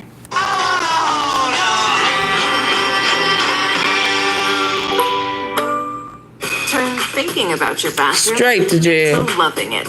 With floor and decor. And have a room with a big old fat dude with a big old banana tail. Yeah, so he can feel everything. The stage is set for tomorrow. It is going to be a big day in the Diddy trial because everybody is talking about racketeering now. That what kind of racketeering was Diddy allegedly up to? Yeah, and Kid Cudi I think if the prosecution can tie all of this together, We know about he his buy, car blowing up and connecting it to boot, Diddy, that's going to be, I think, maybe the most Pallywackers. compelling. Well, argument so he far. is expected on the stand tomorrow. Which is today. And yes, everyone has this allegation came out in the indictment. So for months we knew about this, the reference that the allegation that Diddy ass in ordered trouble. someone, not that he Didn't I tell y'all that the meat and potatoes was coming this week? Because That he was Cassie was the explaining bread? that Kid Cudi was dating Cassie, and he was pissed off about it. Right, and we've already heard a reference to Cudi from Cassie's mom, who said that while she Extortion. knew that Diddy was upset that Cassie was dating Kid Cudi, and that's when he made that $20,000 demand from There her. go one. But this And then blowing up the arson, car too. thing 3 is trafficking. obviously would be critical to It's the 3, I racketeering. mean. I think so, because so much of what we've heard so far. We got as far as 3 I'm already on the concerned, table. And look, By the way, we should make it clear, because I've heard a lot of people say this, that we hear this term racketeering, and I don't think the general public really knows what it means. No, they The don't. concept of racketeering, not the Christy Nome definition, I'm sure, which is very different. Wow, that was an unnecessary shot. They didn't understand racketeering when R. Kelly got hit with it either, did they? But he still got hit with Think it. of the mafia, where you have an organized crime group that goes out and has a drug element to it, a violence element The to mafia it. is why the RICO charge was That's even right. created by the. That's usually an organization that engages in a variety of criminal conduct, and that is its purpose. This is a very It's not different limited case. to that, though. Usually not used against an individual, but used here. But Saying the Diddy- allegation is that Diddy was using his company and employees of his to carry out illegal activities. And and we're hearing a lot about, he used somebody on his staff to book a hotel room for 3 ways.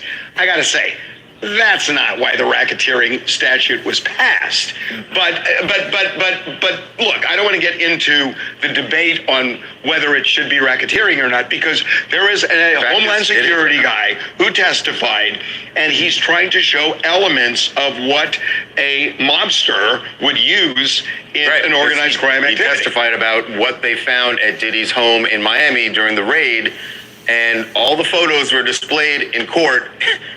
And look, whether or not it's racketeering, but these are weapons, automatic weapons, assault rifles that were found, handguns, lots of drugs. I'm wondering if some of the disconnect is that, Bad Boy is also a legitimate enterprise. It published music, it had artists. A lot of Bad Boy records was legitimate, but it seems as the though what mafia, they're zeroing in on had legitimate front people too. They had dry cleaners and things like that. I mean, that's really the way they operate. Waste management. Right. Yeah, I mean, that's the way they they're operate. a company, and a lot of it is perfectly legal, but it seems as though he had some employees, personal assistants, and the like, that he would pressure or coerce into doing illegal acts.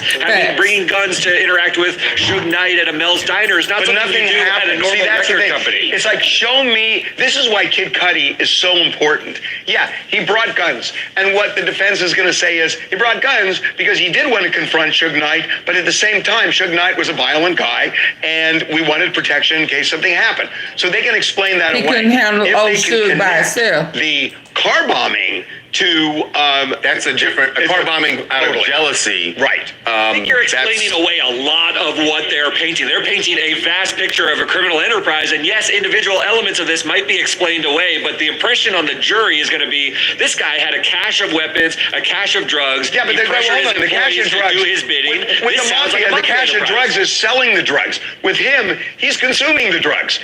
He's a consumer. He's using the drugs, but he's also giving it to people who are involved in the freak-offs, and the allegation is that... He's not selling it to him. The allegation is that they were forced into doing... What I'm saying to you is these freak-offs, to call it organized crime, is a real stretch. Well, a real stretch. Organized you need it to be, Harvey. If you need filing cabinets with specific criminal plans, No, this is a pretty organized enterprise. You need that they are physically threatening people, that they are blowing up cars, that, they are extorting people. About the blowing up the car, the alleged blowing up of the car. Well, Now, they we say don't know. Harvey That's is the on fire. Diddy's payroll, That but we part still is watching it, disputed. aren't we? Who did it?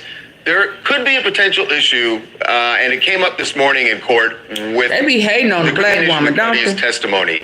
the defense is concerned about hearsay, that his That show be hating on the black woman, I don't would it? imagine, I'm guessing that his A black testimony woman about with the some car sense. blowing up and who did it is going to be hearsay because, he would have heard it from somebody else. From Cassie, and that's who heard it from someone else. Which is double hearsay. No, but then he talked Cassie to told him. me that Diddy was threatening us, and if you're offering that to say it was truthful, that's hearsay. And it's classic hearsay. I'm not sure they'll be able to find an exception around that. If you're just looking to say, sir, But Cudi, Diddy were was you saying, scared where of you Diddy? at, where can you have that at? kind of testimony. People can be scared. That's not Right, hearsay.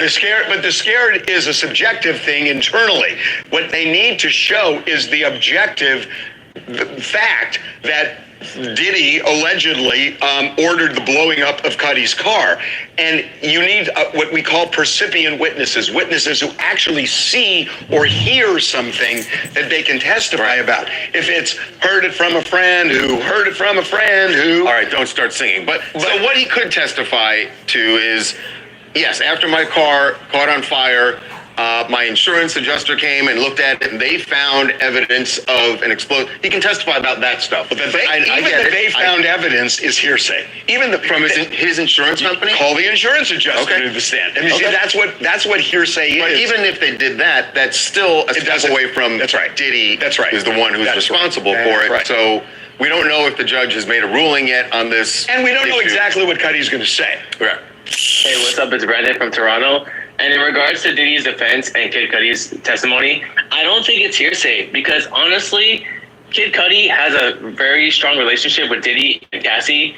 And if the reports are true that his car did get blown up over jealousy, then it links to the extortion, it links to the threats about Diddy, and it shows that Diddy has a power complex. It shows the fact that he is capable of doing all of these threats and running a whole enterprise and in charge with racketeering. So yeah. Well, did you see if they can connect all that? Did you know that in law books they use ELO to explain hearsay? Did you know that?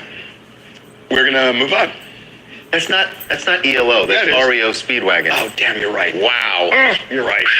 Got him. Yes. Let's move on. I'm so mad at myself. Let's move on to what sounds like Bill Belichick's worst nightmare. His ex and his current girlfriend coming together at a holiday party and getting, and I'm not saying a holiday party because his ex, her last name is Holiday, Linda Holiday and Jordan Hudson coming face to face during a party in Nantucket. Now, we just, TMZ Sports got the the narrative on this. It was an actual document. This is beauty queen on beauty queen smack. Remember that the best. Jordan Hudson is in the beauty pageant world. She was just in the Miss Maine competition. Hey, and Steph Linda May. Holiday, Bill's ex, also knows people in the pageant world, and they ended up at the same party in Nantucket over the holidays. It's an annual thing they do called the Stroll. Well, Linda's twin daughters, were the DJs. And so she was there supporting her daughters, and she goes to this event every year. She used to go with Bill. Jordan went, I'm not sure exactly why, but she had to know that Linda Holiday was going to be there. And according to this document, Linda confronted not only Jordan, but Jordan's friend, who is Miss Massachusetts, and basically said, get out of here. You don't belong here. This is my turf. Kind of a veiled threat, too, to one of her friends. Yes, the Miss Massachusetts. Her book has gotten a lot of attention. I'm wondering if you've heard anything. The book, Sexual Liaison. And even if Diddy, and I know you did say points that when you walked off the stand. But honestly, that was my personal... You were so credible because... that we have seen in the Diddy trial so far came from a male exotic dancer who his stage name is The Punisher, and we've talked about what he said on the stand Who about will play his Diddy encounters in the movie? with Cassie Hey, Diddy over, Jonathan, how you says, doing? nearly 3 years. Who would We're play? talking multiple freak-offs Hold on, in New York. let me think about that. Well, his real name is Sheree Hayes. He is also, we discovered after his testimony yesterday, also an author. And his book, I would imagine, is getting a lot of fresh eyes on it today. The meat man, the freezer man. He's joining us right now who would play to Diddy? talk about his place in this case and his book. The guy who played it's my pleasure to be here. Thank you. not his son. Hey, plus size I gotta say, Sheree. Let me tell you who I think. I read your Hold on. Good. That's cute. Hold on. Let me tell y'all who I think. What's the guy name? Oh, I just had to put y'all know my eye was running yesterday. I think I'm coming down with something, but anyway. Harvey. They're the only ones that think everything and don't know shit. What's the guy name? Okay, this is just real quick. What I really thinking a lot. The guy, Snowfall. What's the guy who played in Snowfall? The dark skinned guy with in real life he has an accent. I can't think of his name. I haven't saw Snowflake in a minute. Y'all know what I'm talking about? He could play Diddy because he could be loving, charming, and then flip and go real dark. Y'all know what I'm talking about? Is it Snowflake? Snowfall? That movie? That show? Is it on Netflix? Not Netflix. I can't even think. Y'all know what I'm talking about. Snowflakes. Snowfall. In the Snowfall. I think he could play Diddy. Just right off the bat. Who y'all? I don't want nobody I think is Don't give me no Method Man. Are you speaking of the guy? No, not him. That's the African guy. That's the Snowfall. Yeah, Snowfall. The dark-skinned brother who got his uncle killed. And I haven't seen that movie in such a long time. Who turned on a little boy, who girlfriend became a crack fiend. He got it, Y'all know what I'm talking about. But the show is Snowfall.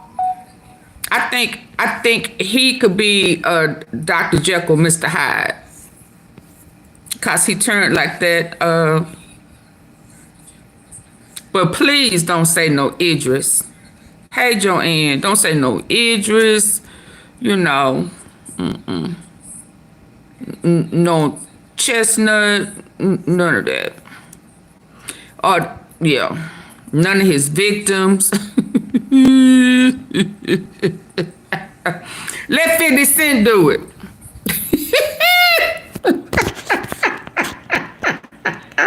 Testimony.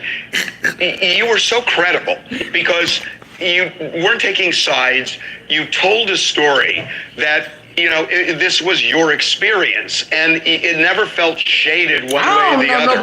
What I'm really interested in, I'm just being upfront about it.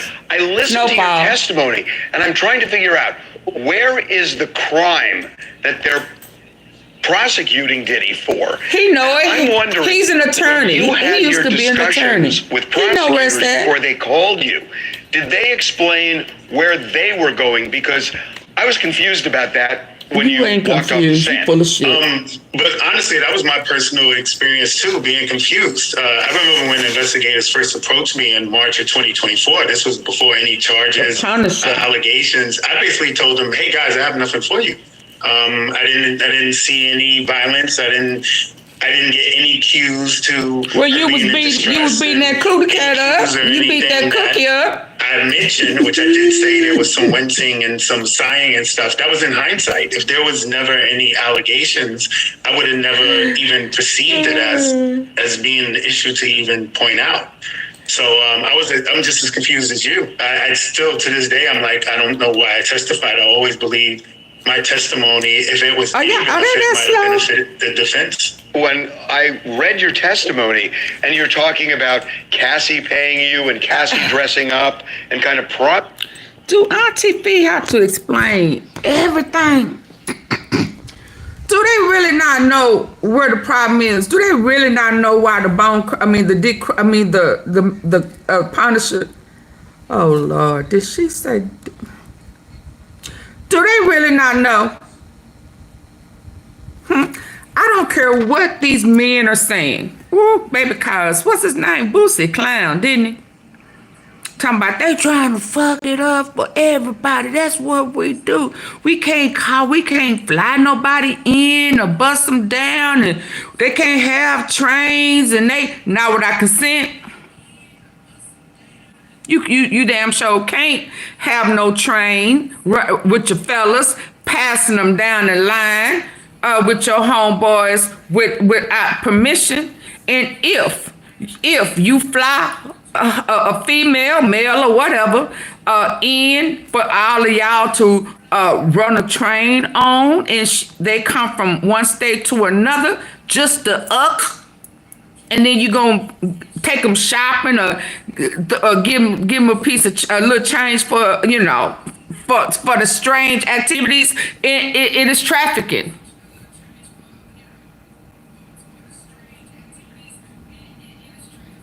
Period.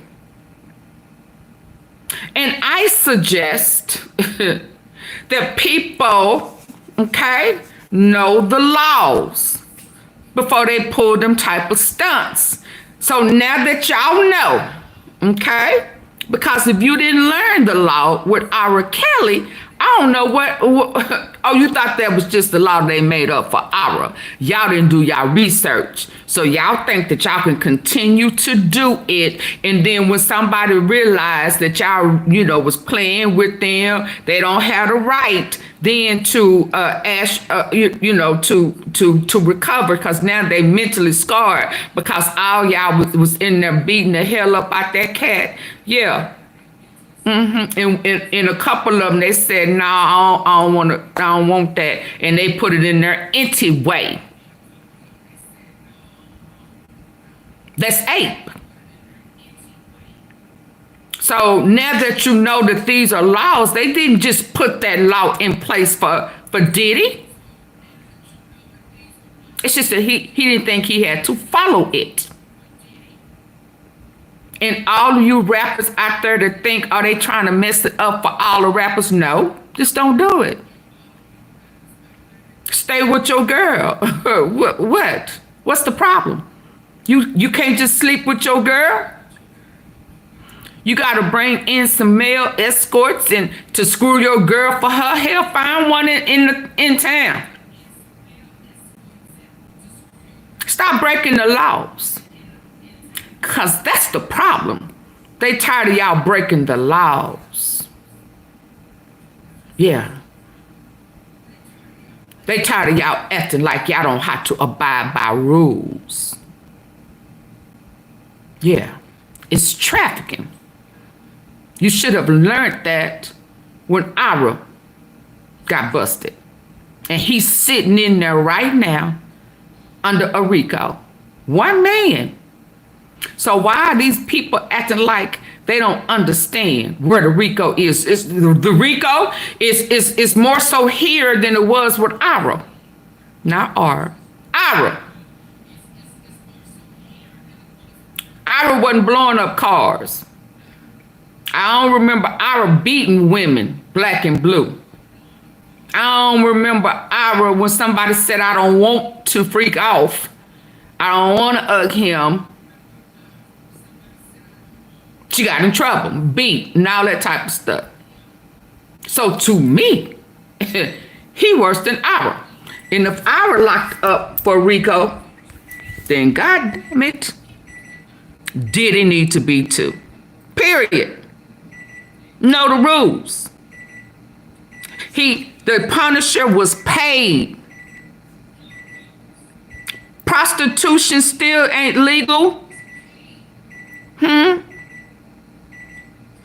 So it's showing that he was paying men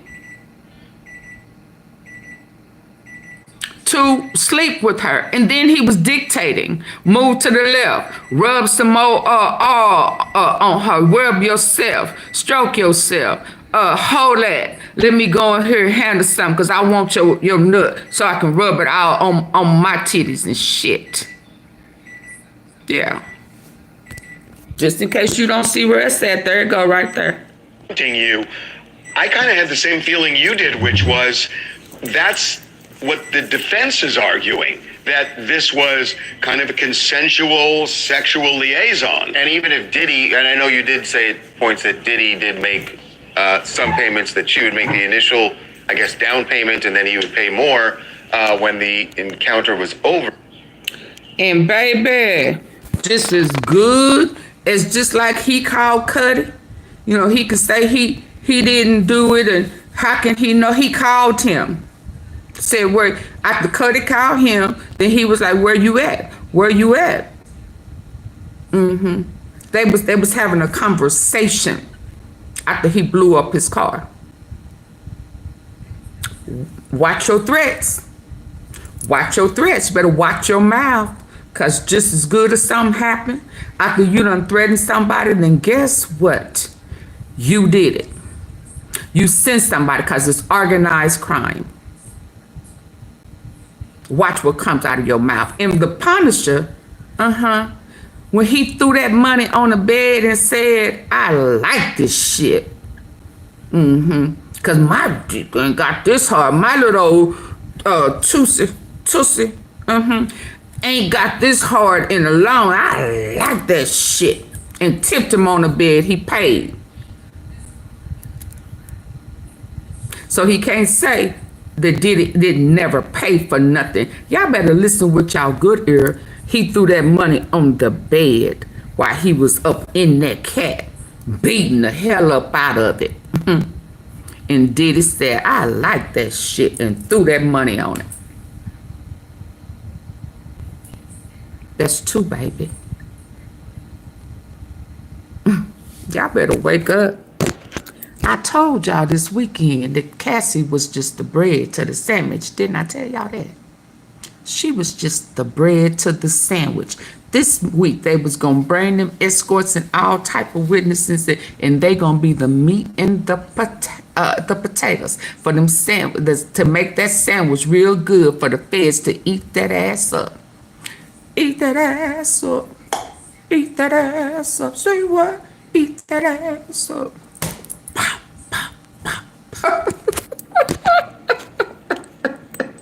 But you weren't, to be clear, you were never transported, as the indictment has said. You weren't transported across state lines. This is all in New York, and you live in New York, right? That's just Exactly. At the time, I lived in Harlem, and all of the encounters happened in New York hotels. So again, like when this stuff started, I was like, look, there's no way I can associate with trafficking. I'm all in the same. Y'all better learn what trafficking. So, you was mobile. You went to it. I'm still confused myself. It's so interesting because we wanted to have you on because I they need to crawl up under the rock. They doing that, Kelly, for content. I was so confused when you got off the stand. He I didn't is a realize former attorney. He knows if he had a client, he would know where the trafficking was. I think they wanted to make more significance with the wincing and the sighing. The reason why I said the frustration. Because you say, but even if I'm being honest, in the moment, I did not associate but that guy on Snowfall, being in distress and doing anything against the will. And even in hindsight, you just I don't realize it. I guess, because I didn't either. Misrepresenting the situation if I said, hold on, let me pull him the situations I was in was translated. Even in hindsight, I cannot say all those sounds or those wincings or those sighs were her in distress, because it just did not appear to be them. Let's talk about the book. Yeah, because this was a really interesting, I gotta say, we did not see this coming, but your book has gotten a lot of attention. I'm wondering if you've heard anything. The book is called In Search of Freezer Meat, and it's essentially based on your, you don't use real names in it, but you do what we now know to be the encounter with Cassie and Diddy is described in the book, but it's about your life as an exotic dancer and escort, but you're also dealing with ED. When did you get the idea to put this book together? I went through like a really, really, really bad breakup. And it was a lot of betrayal and stuff like that. And for whatever reason, I was told that her acts of her seeking relationships outside of me was because of my sexual inability, which hit my ego tremendously. I was crushed. And I ended up going to the doctor, getting all these tests, getting all these things. And I was physically fine. There was absolutely nothing wrong with me physically, and it was all mental. And so when I started doing the research on ED, like 50% of cases of ED are mental. And men are running around trying to correct a mental problem with a physical fix. And I went so far with it being a mental problem, I ended up getting a penis implant. Damn. And I don't regret the penis implant, don't get me wrong. I think for guys who are really, really struggling with erections and stuff like that, it's something that should be considered, something that should be a possibility, because it really corrects it 100%. It's nobody talks about them. They're inconspicuous. You cannot see that you have it. And it removes all the anxiety, all the stress, all the fear. He could do it. Up for years as men dealing with this issue. Can he do it? Way to solve it. There's no cure that we can feel confident. I gotta say that, to be honest with you, when I heard about the book, I thought this was just about the romp of an escort. But this book has a real purpose. I'm wondering, have you gotten any traction from the testimony? Are people more interested in the book today than they were a week ago? Sales going up? Yeah. I don't think there's no traction in that. I'm really pleased and appreciative that you guys see that it's in a different light and giving me the opportunity to explain what the real premise is about. Because, you know, part of the reason I'm getting all this flack about me trying to chase clout and using this scenario to promote my book. And I can see where some people may believe it's in distaste, my book being mentioned in the trial and stuff like that. But, you know, from a standpoint of this trial is so huge. And once I'm involved in it for the rest of my life, I'm Sheree Hayes, the male escort, which I was never a male escort. I'm a male dancer. Right? Now, you're a prostitute. The fact that the book is associated with me is helpful because at least it can paint me in a different light to the few people who decide to look into it more so than what the bigger picture is, me being involved in the Diddy Cassie trial. So, and to the critics who say that you're capitalizing on this, you, as you've said, you didn't want to testify. In fact, you told the prosecutors you didn't have anything, but you were subpoenaed, you were called to testify, and you did. And they brought up the book during your testimony. So, gotta say, this was so informative, and you know, we rarely get a look from the witness's point of view during a trial. Yeah. This was really incredibly useful. So we really appreciate you coming on. Thank you so much, Sheree. thank you, guys. Thank you. Thank you so much. Thanks, Sheree. Okay, we are going to take a break. All right, when we come back, the John Madden movie that is being shot right now. Direction, or whether he was saying it for a different reason. They've released a statement saying that this is the best thing. Related to he hated Taylor Swift for that very. Hold on, Michael, hold on. We're not talking about fun. We're talking about criminal investigation should not be fun. That's not fun. It should not be fun. There's a lot of evidence. That's the point of the investigation. No.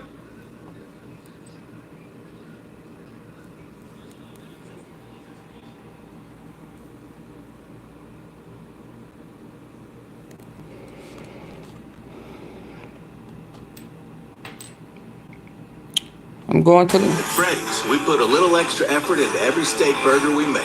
The brisket in our new barbecue brisket steak burger, it's smoked for 16 hours. A lot to break down about what was happening today. We've been talking about Kid Cudi's testimony, week 2 in general. But right now I want to bring on Elizabeth Milner, our long crime reporter, who is inside that courtroom. Let's go, Elizabeth. For Kid Cudi's testimony. Now, one of the things I want to ask you about, Elizabeth, is we're reading the transcript, right? We're reading what he said on the stand. What was his tone like? Because I got to tell you, he was hitting one-liner after one-liner after one-liner. By the way, shows up in court, leather jacket, smoking a cigarette. I mean, this is Kid Cudi, major celebrity comes in. What was the substance of what he was saying? And I got to ask you the tone in which he was saying. Well, obviously, I didn't see the Hold cigarette on. smoking part. I was in.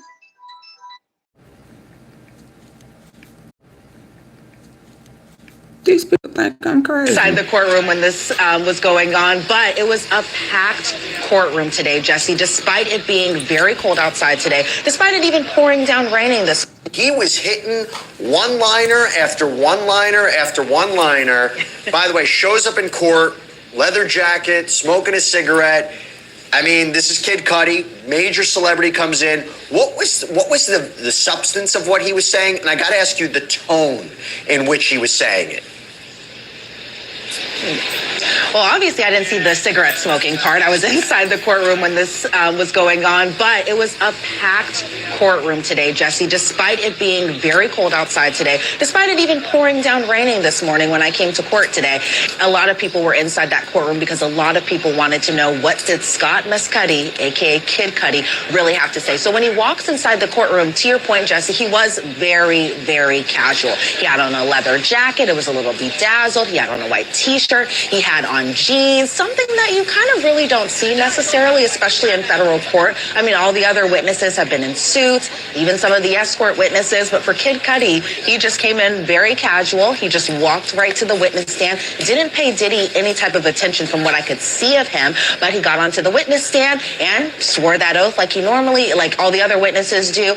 And then that's when we got into the testimony. And let me just say, Jesse, there was so much testimony. I was just writing things down and down and down again because there was really so much. And we knew about kind of the Molotov cocktail incident, especially because it was laid out in Cassie's federal lawsuit, right? But just hearing Kid Cudi explain it from his own words were just a whole nother level, I could say.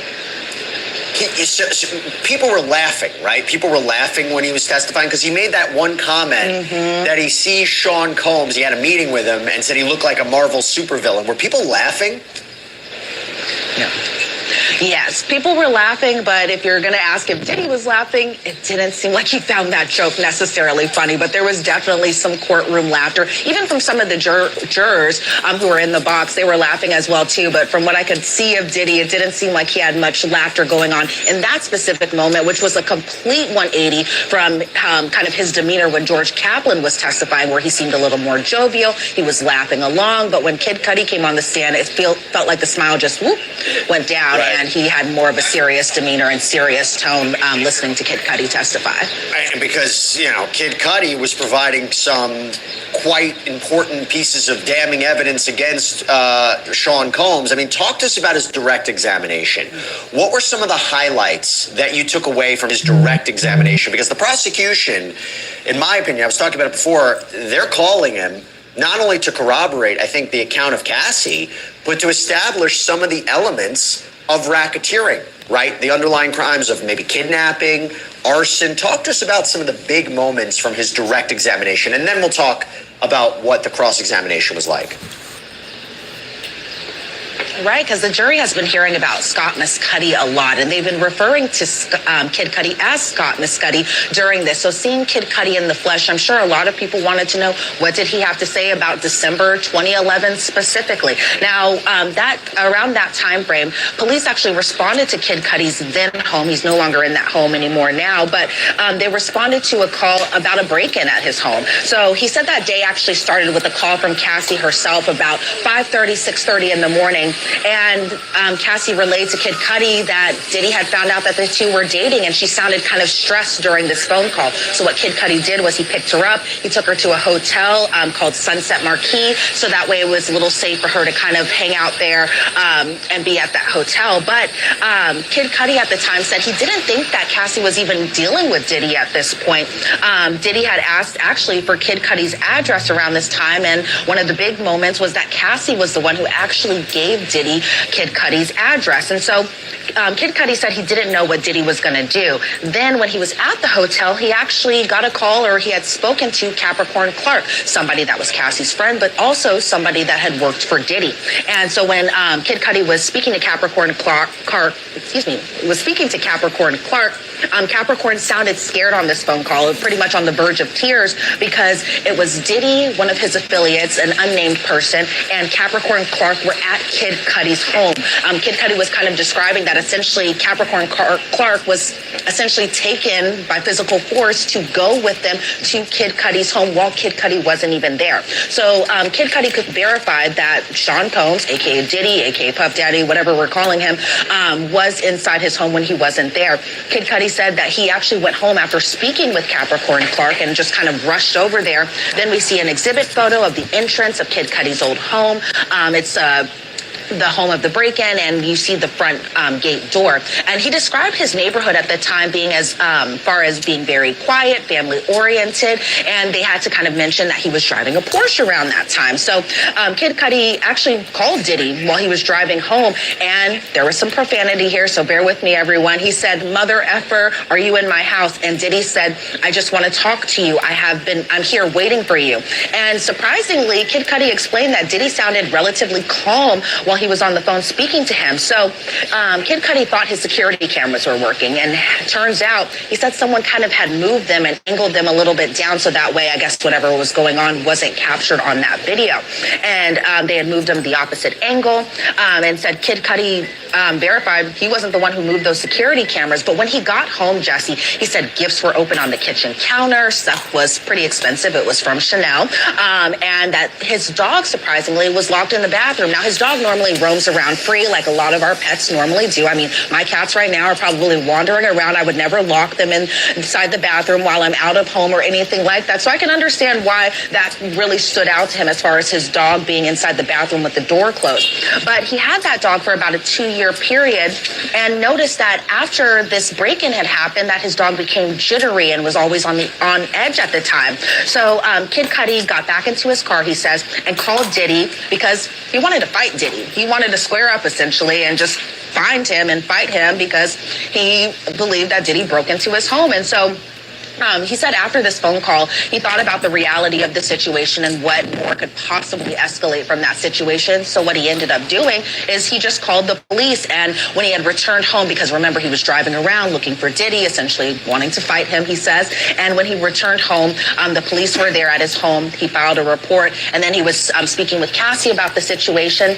And Cassie seemed pretty depressed about the situation, according to Kid Cudi while he was on the stand. And then he had said, because this is around December of 2011, and we know that shortly after that, Kid Cudi had spent the holidays with Cassie over at her family's home in Connecticut, and then they broke up shortly after. But the thing is, a few weeks later, January 9th of 2016, again, a few weeks after his break-in, his car caught on fire, or not even caught on fire. A Molotov cocktail was lodged into the driver's side of his car, of his Porsche, mind you, and we saw a lot of exhibit photos from that Molotov cocktail being inside, or not being inside that car, but we saw the aftermath of the Molotov cocktail in the car. So we saw an exhibit photo of the damaged car. You could see a cut at the top of the roof from the Molotov cocktail. The roof was blown out.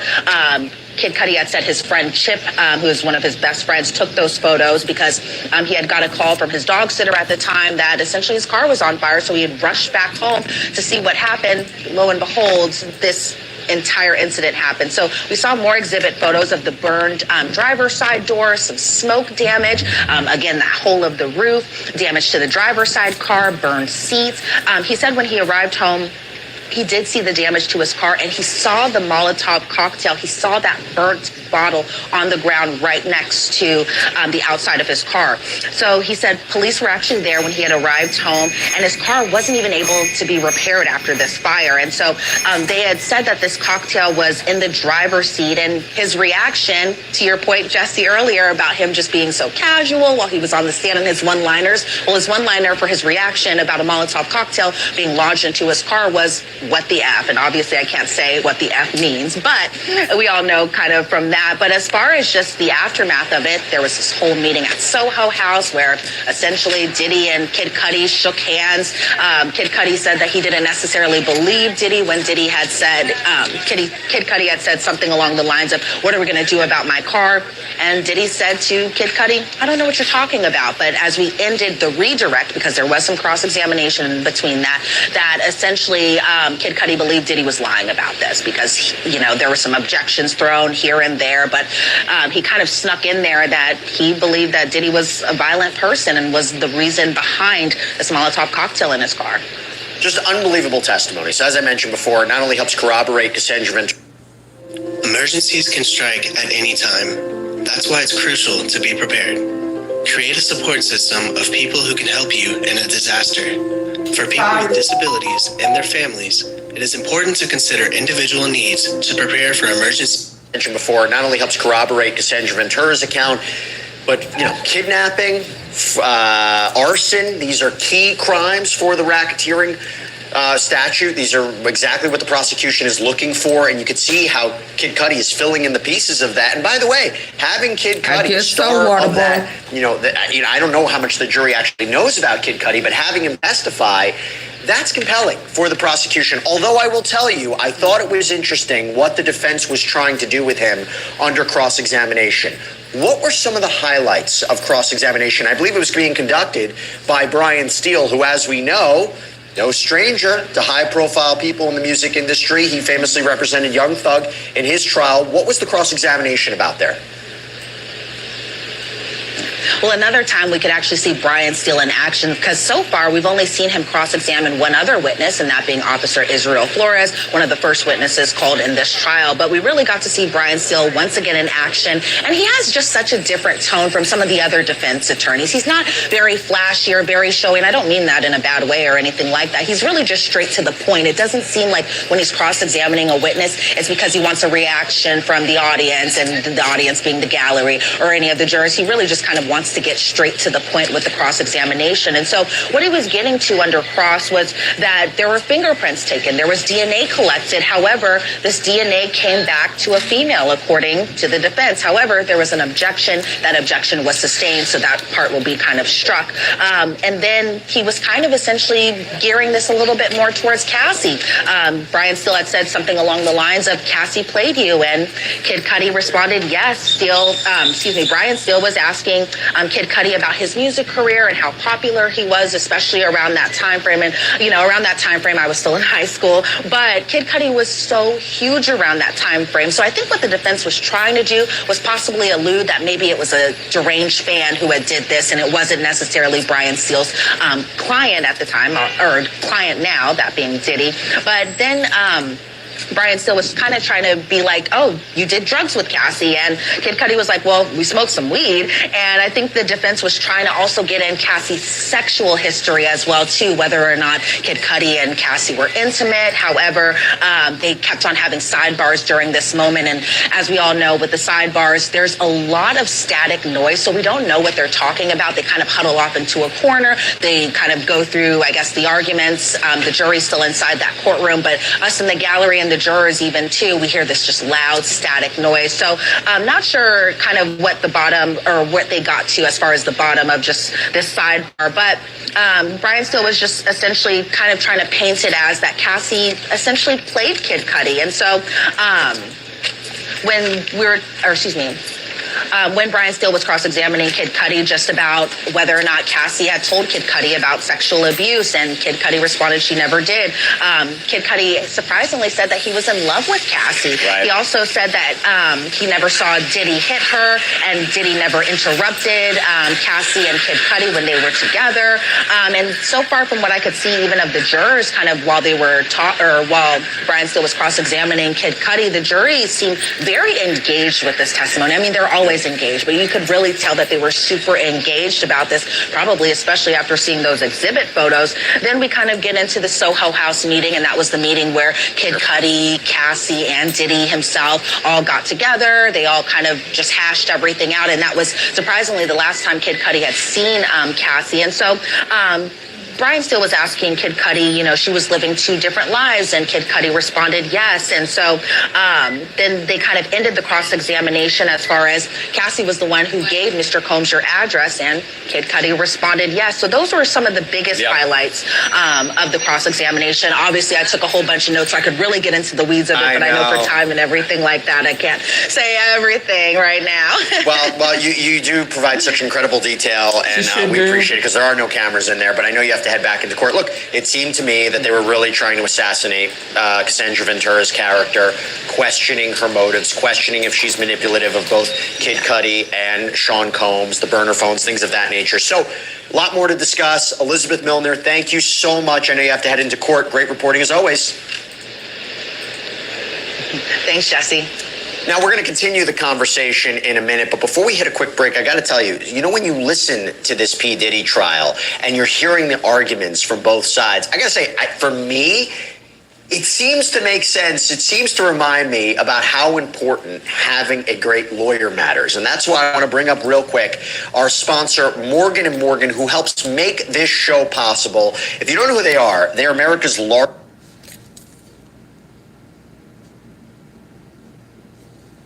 Why not just start a claim and fight?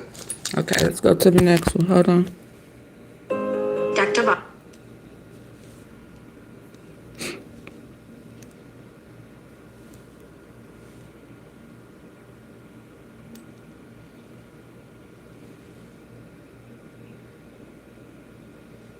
Hold on.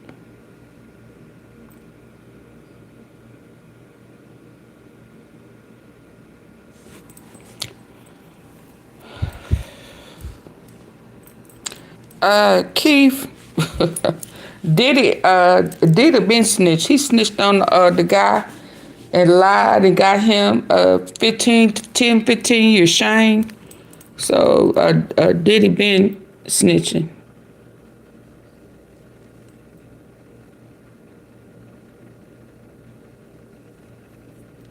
Oh God.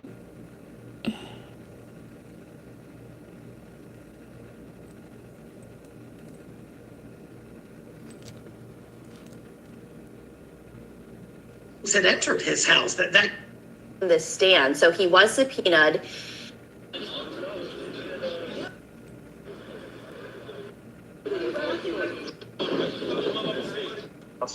Had been opened.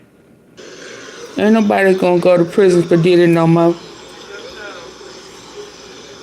And all them rappers snitch.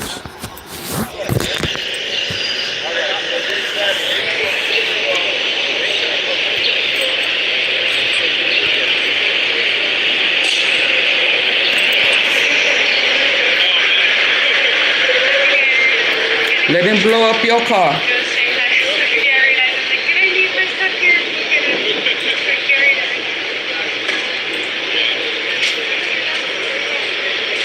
No, they said I can leave in a few minutes.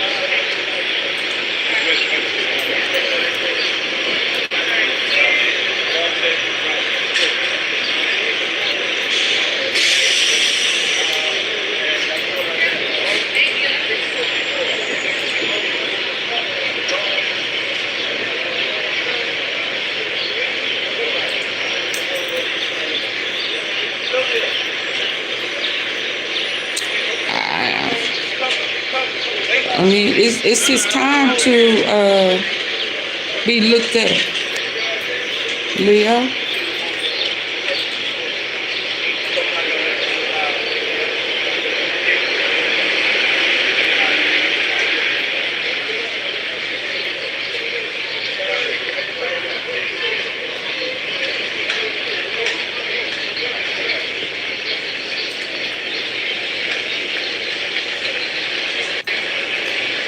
It is absolutely his time to be looked at.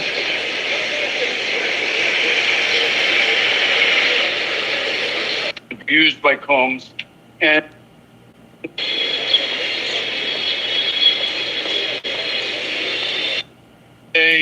Cassie, messaged them that Combs had found out about the relationship and asked where he lived, and she had given him the address. And then she asked him to come and pick her up, and he did. He took her to a hotel in West Hollywood. And then Combs, actually another assistant to Combs, called out to him from a car where she said she had been kidnapped by Combs and one of the security people and forced to go to Kid Cudi's home. And so Kid Cudi said like he was going to race over there. But when he got there, Combs was not present, but all these Christmas gifts apparently that were inside his house had been opened, and his dog was locked in the rooms. I hope they get him for animal cruelty. In a room with the door closed, which he said, never would happen normally. And then his car, after he and Cassie agreed to break off the relationship over those Christmas holidays, he then found out that his car was firebombed one day, and soon after that, he met up with Combs. They had arranged a meeting at a public place. And he said at the very end of the meeting, he brought up the firebombing. It was actually a Molotov cocktail that was put in the passenger seat of the car outside his home, and it caught on fire. And he said Combs acted as if like he didn't know what he was talking about. And the prosecutor, at the very end of the examination, that had gone back and forth between the prosecution and the defense, asked him what his understanding was of what Combs said to him about the car. And he said, I think he was lying. And that was the end of his testimony, Kid Cudi's. And what was fascinating right then was the defense would have had an opportunity to I hope they get their own questions. RICO. Because defense lawyers and prosecutors always want to get the last word on a witness if they can. It leaves a final impression on the jury. And two lawyers right at Combs' side looked toward him, and Combs just shook his head and said no. And then the lawyers announced to the court that there would be no questioning of Kid, no more questioning of Kid Cudi. In that moment, it just illustrated how involved Combs is in his defense. So, let's talk about that because it's so interesting. Obviously, he is directing all of this, and the attorneys who he's paying massive amounts of money to are, of course, going to listen to him. But what does that indicate to you? Because you've been covering this, you know how all of this works in terms of, like you said. Yes, this is why I switched to injection-free weight loss. I was eating healthy, working out every day. And, give us your reaction of the jury because you can actually see the jury's reaction. Did they seem to really connect with what Kid Cudi was saying? And maybe that's why they wanted to get him off the stand as quickly as possible because the longer he spoke, perhaps the more damaging testimony he might bring forth?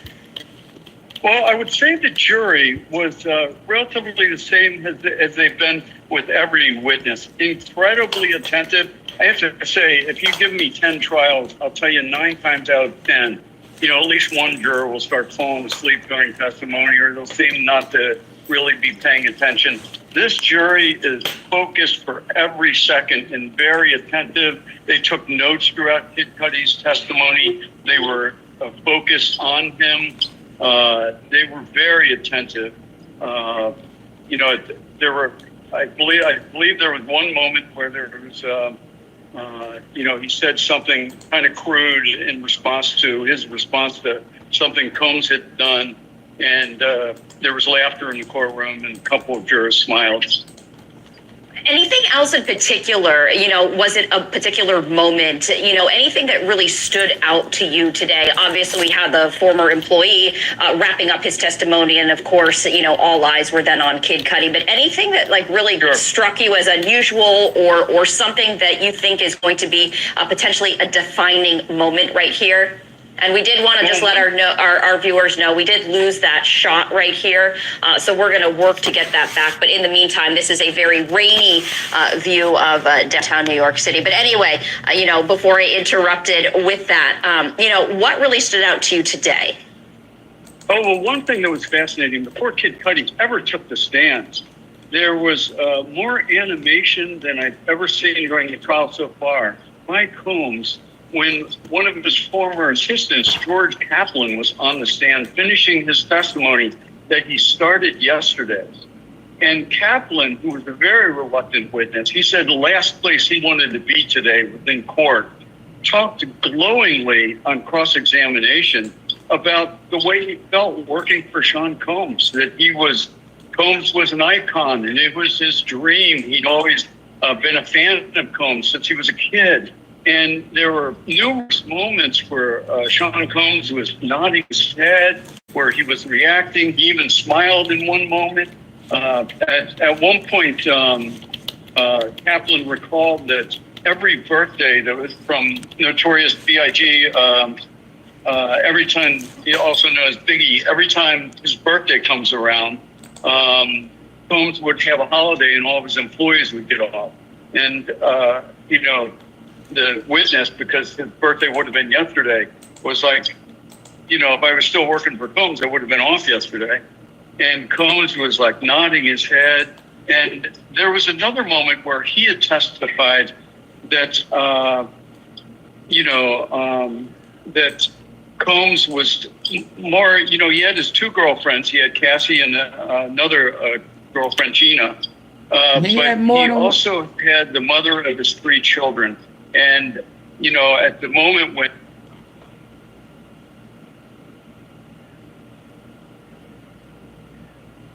oh, y'all, hold on.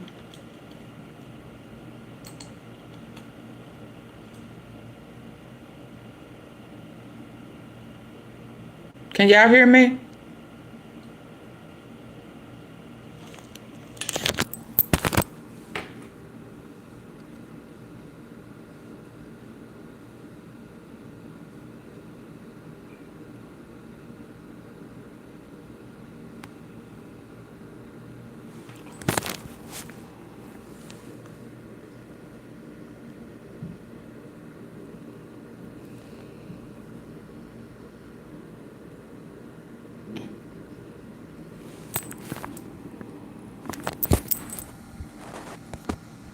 Y'all can hear me? Oh, no, that's this side. Let me see this one.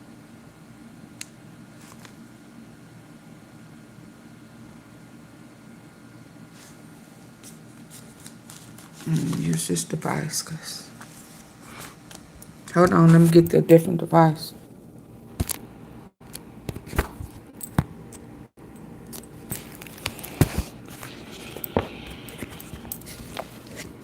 Get paid to be real. Apply for InFocus. I didn't know what to expect going in, and what a pleasure. A bond, and the world that Cassie Ventura said that she lived in. The prosecution called psychologist Dawn.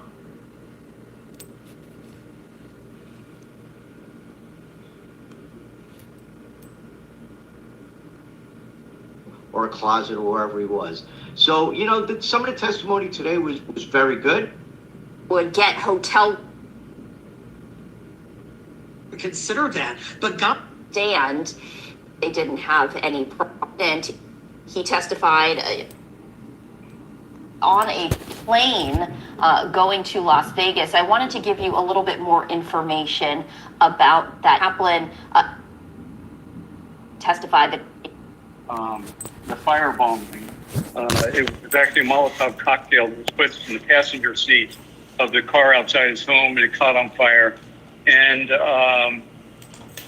he said Combs acted as if like he didn't know what he was talking about.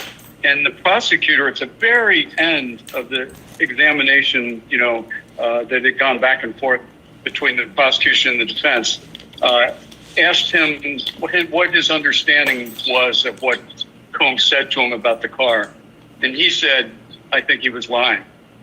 And that was the end of his testimony, Kid Cudi's. And what was fascinating right then was the defense would have had an opportunity to ask a couple more questions, because defense lawyers and prosecutors always want to get the last word on a witness if they can. It leaves a final impression on the jury. And two lawyers right at Combs' side looked toward him, and Combs just shook his head and said no. And then the lawyers announced to the court that there would be no more questioning of Kid Cudi. In that moment, it'll just illustrate it. So he didn't have no questions for him? He didn't cross? So, let's talk about that, because it's so interesting. Obviously, he is directing all of this, and the attorneys who he's paying massive amounts of money to are, of course, going to listen to him. But what does that indicate to you? Because you've been covering this, you know how all of this works in terms of, like you said, attorneys want to get the last word in. Does this indicate to you, and give us your reaction of the jury, because you can actually see the jury's reaction. Did they seem to really connect with what Kid Cudi was saying, and maybe that's why they wanted to get him off the stand as quickly as possible, because the longer he spoke, perhaps the more damaging testimony he might bring forth? Well, I would say the jury was relatively the same as they've been with every witness. Incredibly attentive. I have to say, if you give me 10 trials, I'll tell you 9 times out of 10, at least one juror will start falling asleep during testimony, or they'll seem not to really be paying attention. This jury is focused for every second and very attentive. They took notes throughout Kid Cudi's testimony. They were focused on him. They were very attentive. There were, I believe there was one moment where there was, he said something kind of crude in response to something Combs had done, and there was laughter in the courtroom, and a couple of jurors smiled. Anything else in particular, was it a particular moment, anything that really stood out to you today? Obviously, we had the former employee wrapping up his testimony, and of course, all eyes were then on Kid Cudi, but anything that really struck you as unusual or something that you think is going to be potentially a defining moment right here? And we did want to just let our viewers know we did lose that shot right here. So we're going to work to get that back. But in the meantime, this is a very rainy view of downtown New York City. But anyway, before I interrupted with that, what really stood out to you today? Oh, well, one thing that was fascinating, before Kid Cudi ever took the stand, there was more animation than I've ever seen during the trial so far by Combs, when one of his former assistants, George Kaplan, was on the stand finishing his testimony that he started yesterday. And Kaplan, who was a very reluctant witness, he said the last place he wanted to be today was in court, talked glowingly on cross-examination about the way he felt working for Sean Combs, that he was, Combs was an icon, and it was his dream. He'd always been a fan of Combs since he was a kid. And there were numerous moments where Sean Combs was nodding his head, where he was reacting. He even smiled in one moment. At one point, Kaplan recalled that every birthday that was from Notorious B.I.G., every time, he also knows Biggie, every time his birthday comes around. I bet you George didn't know that he may have had something to do with holiday, and all of his employees would Biggie's demise. And, the witness, because his birthday would have been yesterday, was like, if I was still working for Combs, I would have been off yesterday. And Combs was like nodding his head. And there was another moment where he had testified that,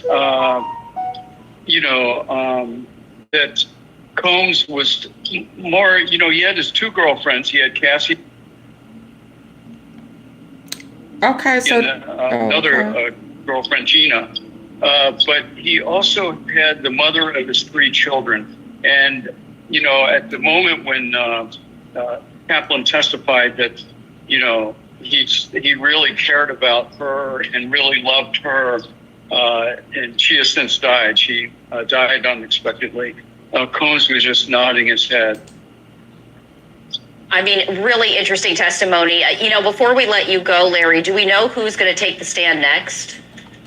I believe the next witness is a woman who helped, was a makeup artist, who presumably would have helped cover up some of the bruises that Cassie experienced, at the hands of Combs, according to her testimony. And I believe there'll be about 4 more witnesses. The prosecutors say they'll all be fairly fast witnesses, but that included Kid Cudi, and he was on for an hour. Yeah, I was going to say, we have maybe 2 to 3 hours left, and they're going to have to go through these witnesses at a rapid pace. It's going to be really interesting to see what happens, but we appreciate you. I know that you're going to head back in court because lunch is pretty much wrapped up. We're going to check back in with you at the very end of the day to get your final thoughts as we look ahead then to next week. So we appreciate you, as always, Larry, to join us here on Live Now from Fox. Thank you. Absolutely. Another live look there of New York City, and, a dreary day as well right here. We are going to share with you right here some of the latest information as we do, just to get you back up to speed, to share with you the very latest as we pull that up there on our screen. We are going to let you just read this just for a moment and then do a full recap as we look ahead.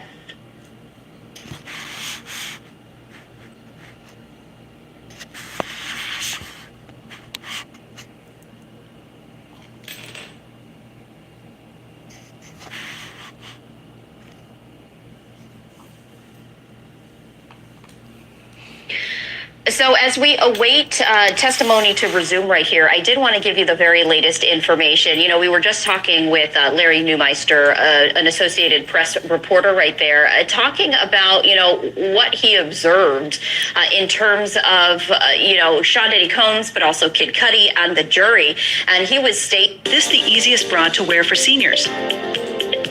Aging comes with shaky hands and weak muscles. This bra's..." Right here, as his former personal assistant, you know, spoke out, finishing his testimony for the day. And so we did want to just share a little bit about this. Keep in mind that the personal assistant, the former employee, did not want to appear. And in fact, when he showed up at the court yesterday, he declared his intent to invoke the Fifth Amendment. However, the judge granted him immunity. He is considered a reluctant witness, rather, because he really didn't want to testify. This is George Kaplan. But also interesting is, you know, just to let you know, is that his immunity deal will not protect him from prosecution if he lied on the stand. So he was subpoenaed. He stated that he did not want to be there.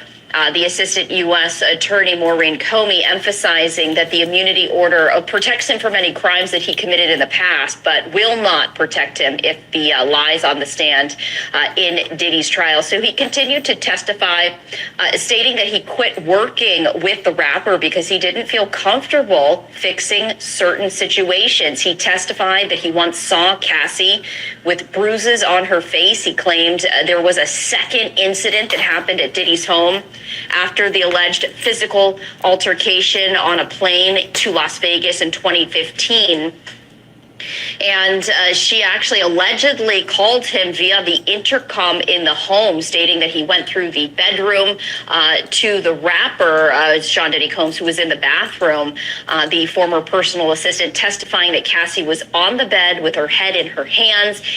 He testified that he saw Cassie with injuries to her face, and that is when Sean Diddy Combs allegedly asked Kaplan to go and pick up over-the-counter lotion remedies to reduce swelling. So Kaplan testified that he went to CVS and picked that up. He also testified that he left his job as Combs' assistant back in 2015 because he wasn't comfortable and, you know, aligned with the physical behavior right there. But, you know, I did mention that there was an incident.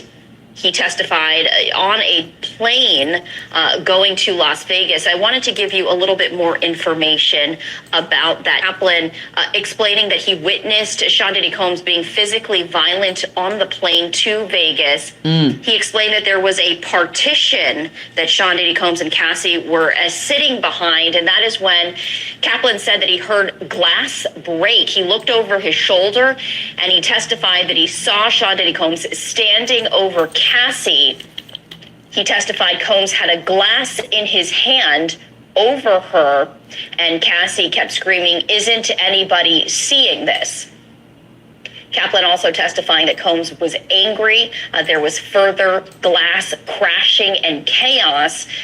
Kaplan testifying that nobody responded to Cassie, and security allegedly didn't do anything. So Kaplan was 23 years old at the time. He says he just wanted a job in entertainment, and because of that, he did not call the police because he testified it would not have aligned with what he wanted to do professionally. But as we were hearing from Larry, he also, you know, had some very glowing things to say about his time under Sean Diddy Combs' employment right there, stating that they would get Biggie Smalls' birthday off every year, which would have been yesterday, May 21st. He also stated that, you know, he learned a lot. He said that he had great respect for Sean Diddy Combs, but also claimed that what Combs did offended him, saying, quote, "It shook me," describing their relationship as, quote, complicated.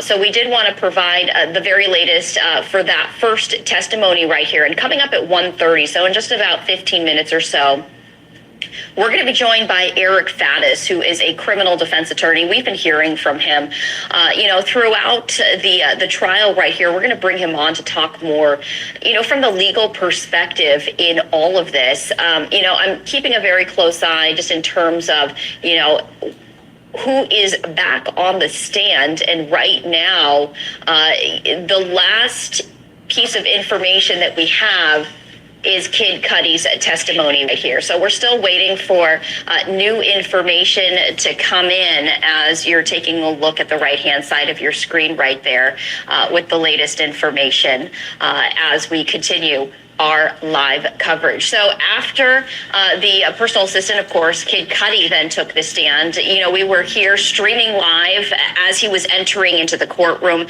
He had his black leather jacket on, he had his jeans on, he was smoking a cigarette. And in fact, this is a photo that we have from the New York Post of him arriving there at court. But if you were joining us on our live stream, we had it right there. We were all watching him. It's continuing to rain in New York City. So one of his assistants was, carrying a silver umbrella. As you can see, the cigarette there in his right hand. So I did want to share with you the very latest information. This is a witness that a lot of people were, very much interested in because of what he might be testifying.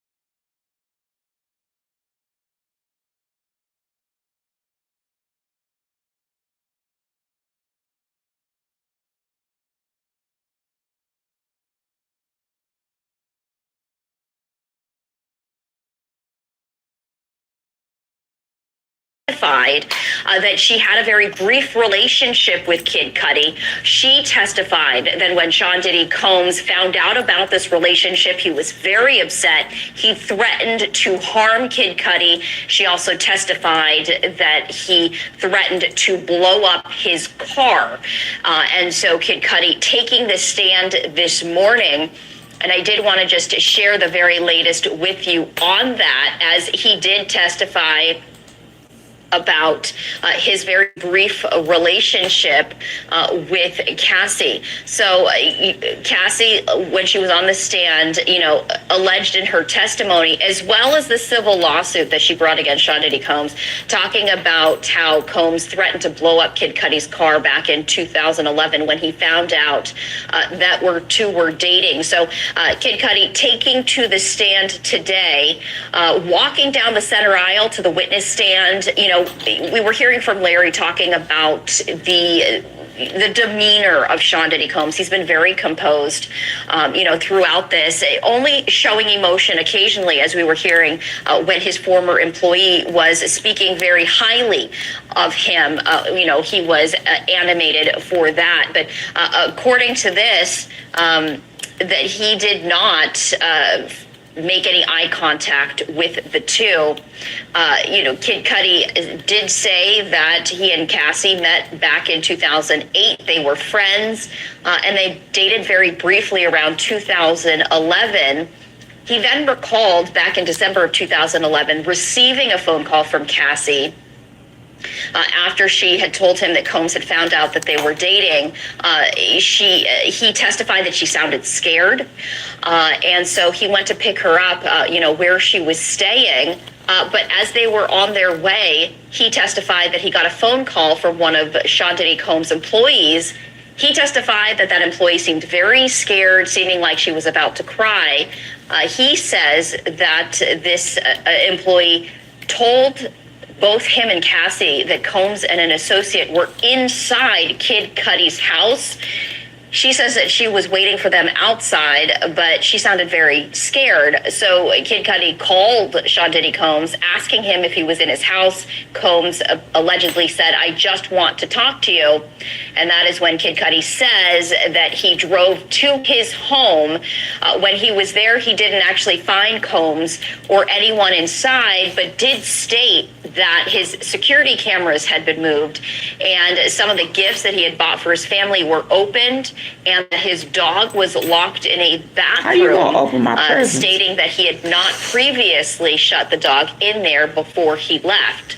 That is when Kid Cudi says that he called police about the apparent break-in, filing a police report.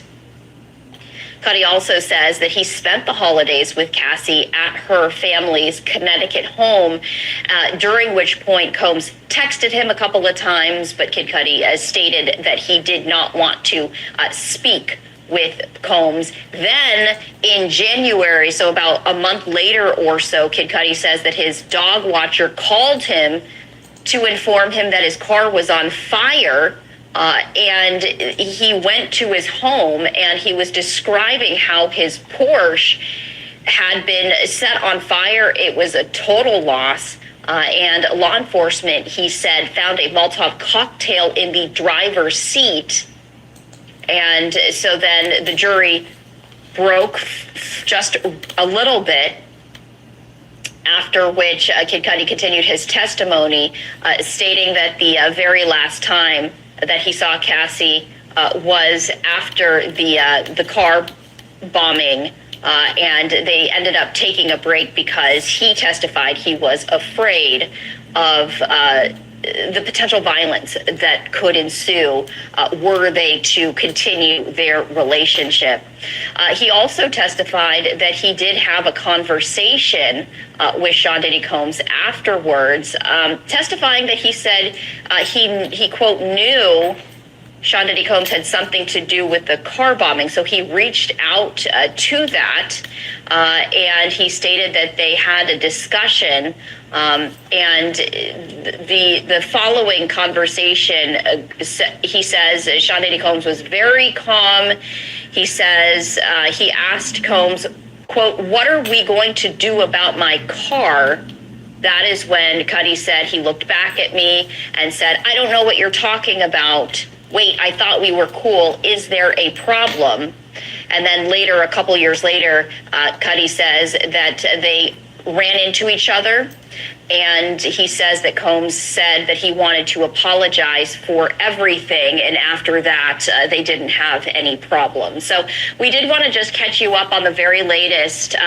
We were hearing from Larry that we are expecting to hear from a number of other witnesses today, possibly as many as 3 others. Now, yesterday, the prosecutors did say that, they did want to get through this. There was also another tidbit, and this is from TMZ right here that we just put there on your screen, is that 2.5 years ago, when Russia started this senseless war, Ukraine asked us to deliver this.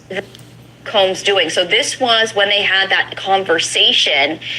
And Cudi says that he was standing there with his hands behind his back, quote, like a Marvel supervillain. And so that kind of gives you that description of, exactly, what he says happened in the moment. We are working to get back that live look outside of the federal courthouse. If you've been joining us for the past, few weeks, we've been showing you that look. It does occasionally go down for a couple of hours, as you can imagine.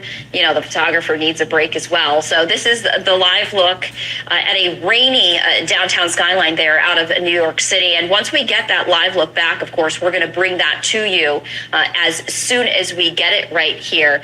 But continuing our live updates right here, and we're doing this. I'm scrolling for the very latest information, just to see who is back on the stand. So the very latest information is that they are back from break, and as Larry mentioned, Combs's former makeup artist has just been called to the stand. This is Myla Morales. She is the former makeup artist for Sean Diddy Combs and Cassie. So it is going to be interesting to see what she testifies. One has to imagine if she's the makeup artist, she would be in charge of Cassie Ventura's makeup.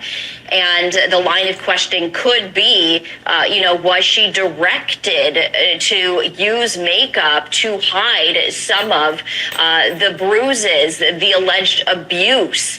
So we are going to be listening into that to see what happens. We are going to be joined by Eric Faddis, who is a criminal defense attorney. He's going to be joining us in just about 10 minutes or so to discuss the very latest of this situation. There are so many nuances right here in terms of the questioning, not just from the former employee, but also from Kid Cudi, because really what the prosecutors were trying to do was show arson. However, part of that cross-examination was questioning Kid Cudi about any connection with Diddy, and he did admit that he never saw anyone affiliated with Sean Diddy Combs, in and around the area at the time of that car bombing. And so, that's an interesting point as well. Now, we did have the testimony from Cassie with the alleged threat by Sean Diddy Combs, allegedly threatening to blow up the car. Then you actually did have the car bombing itself, but really no hard evidence beyond the testimony to tie Sean Diddy Combs or one of his associates with the car bombing. There were no fingerprints from Sean Diddy Combs found at the scene, and in fact, some of the DNA that was found was of a woman, but beyond that, really nothing else. So we're going to speaking with Eric about, if that, hurts or harms, either side. And we invite you, if you're here and you're joining the live stream, we invite you to share your questions with us, because, we're not, or most of us, I'm not an attorney. And so, we may not fully understand the nuances of the legal system. So if you have a question, absolutely send it our way. We will, do our best to get those questions answered for you. So we do invite you to do that as we await Eric Faddis to join us here on Live Now from Fox. A live look there. Another rainy day. It's just not been good weather there in New York City as we take to explode. Powerful person at Prince's house. Combs, she says, was very upset coming into the hotel room where the makeup artist and Ventura were, stating, where the bleep is she? Larry Neumeister, whom we appreciate, stepping outside and giving us the very latest right here. So scrolling up right here, she has begun testifying, telling the jury that she's worked with a lot of A-list celebrities, including Jennifer Lopez, Rihanna, and also Cassie. Also, this is interesting. So this is an update just to give you kind of a better picture, not just of what's going on with the testimony, but this is Sean Diddy Combs, you know, an incredibly well-known and powerful person. This case, this trial has garnered international attention right here. So an apparent fan of Sean Diddy Combs escorted out of the courtroom during a break in testimony. Oh, wow. After holding up a makeshift sign for Sean Diddy Combs. He had scrawled something on a piece of paper, holding it up for the Bad Boy Records founder to see. Combs apparently put on his glasses before saying, "I can't see." So then the man came up closer to the second row of the courtroom gallery. With that piece of paper, Combs responded, "Thank you," tapping his chest once with his right fist. So as soon as a courtroom marshal realized what was going on, he grabbed the paper and escorted the supporter out of the courtroom. But we were talking, yesterday with a couple of attorneys talking about, the media attention that this trial has garnered and how that could possibly influence jurors' perceptions, and could that sway the verdict? Now, of course, it's not supposed to, but people are human, the jurors included. And so could some of this really, kind of seep its way into how they view the case and how they determine the outcome? As we await for Eric Faddis to join us here on Live Now from Fox, I did want to share this with you. We were mentioning Kid Cudi's Porsche after it was torched with that Molotov cocktail. This is a photo. This is evidence that the federal government provided. And so that is what it looked like. Now, Kid Cudi also testified that it looked like someone actually cut open the roof of his Porsche before placing the cocktail on the driver's seat. So you can see the roof of the vehicle right there. Just a closer look, and it does almost look like it's been sliced open very deliberately, at least on two sides of this incision almost, and you can see the charred remains right there. How they get a whole sign in the courtroom? How did that happen? Who let that through? Let's go. Let's go. The Porsche, a complete and total loss, could not be recovered after it was blown up. So this is what, Kid Cudi really woke up to after his dog sitter called him and said, "Your car's on fire. You better get here." So it's certainly very interesting right there to just give you, another look right there as well. So we are continuing to follow all of this. We're going to be joined in just a moment or so by Eric Faddis. We're going to be really asking him about what this testimony really works towards. And then, of course, the former makeup artist who is currently on the stand right now, stating that she did, in fact, work with Sean Diddy Combs as well as Cassie, so the latest is this. This is a new update. This is just from a moment ago. Morales testifying about a 2010 fight in a hotel room between Sean Diddy Combs and Cassie that she says left the singer with a swollen eye and busted lip. So Morales testifying. This was the weekend of the Grammys when Ventura was supposed to attend a private party at Prince's house. Combs, she says, was very upset coming into the hotel room where the makeup artist and Ventura were They were saying Diddy was one of the last people Prince talked to. Then the couple went into the bedroom, and Morales says that she heard screaming and yelling. He's serial, Combs then allegedly. stormed He out, may be a serial. and left. Ventura then came out with that swollen eye, busted lips, and bruises on her head. That's according to testimony by the former makeup artist. Appearing distraught and upset, and then calling over a doctor friend who said that Ventura did not have a concussion. Morales testifying that she did not call the police because she feared for her life. So we do see that Eric is now joined. We're just going to step away just for a brief moment, just to do an audio check with him, and we will continue our live coverage in just a moment.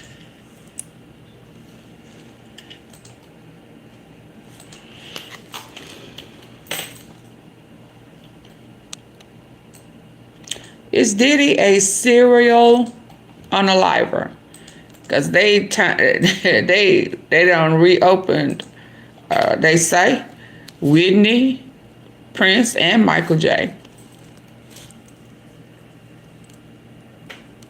And Kim, they better open Kim Porter.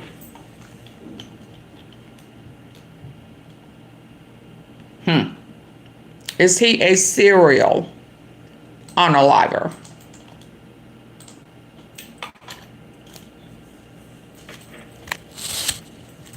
But now we know he got drugs in the Visine, the eye drops. Ain't no telling what he gave Jamie Foxx, and I'll be sure.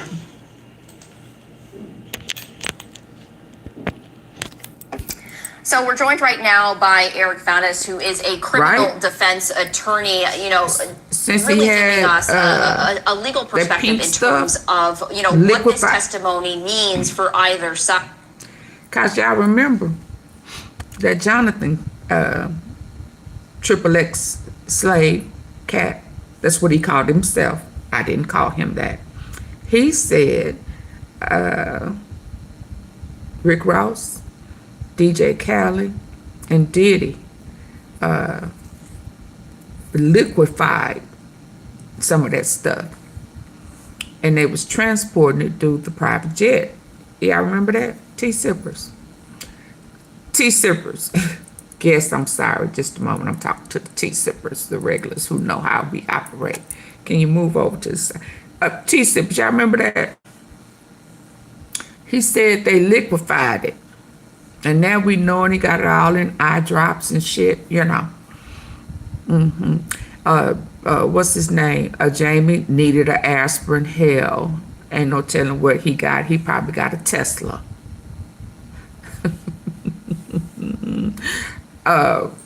What did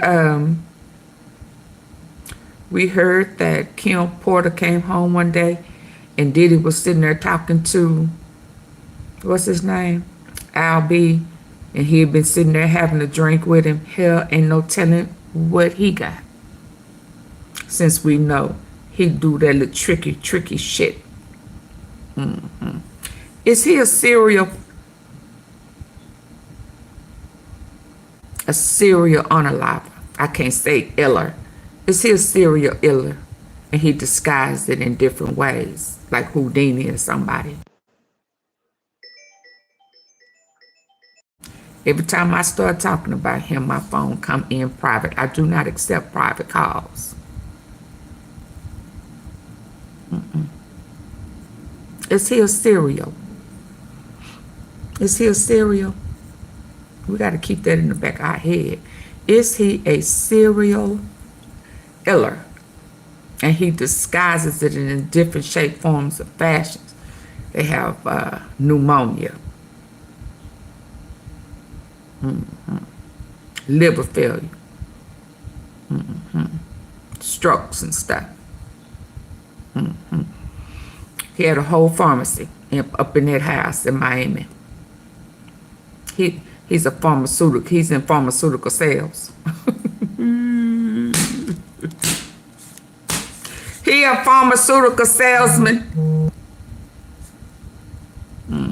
Okay. Okay.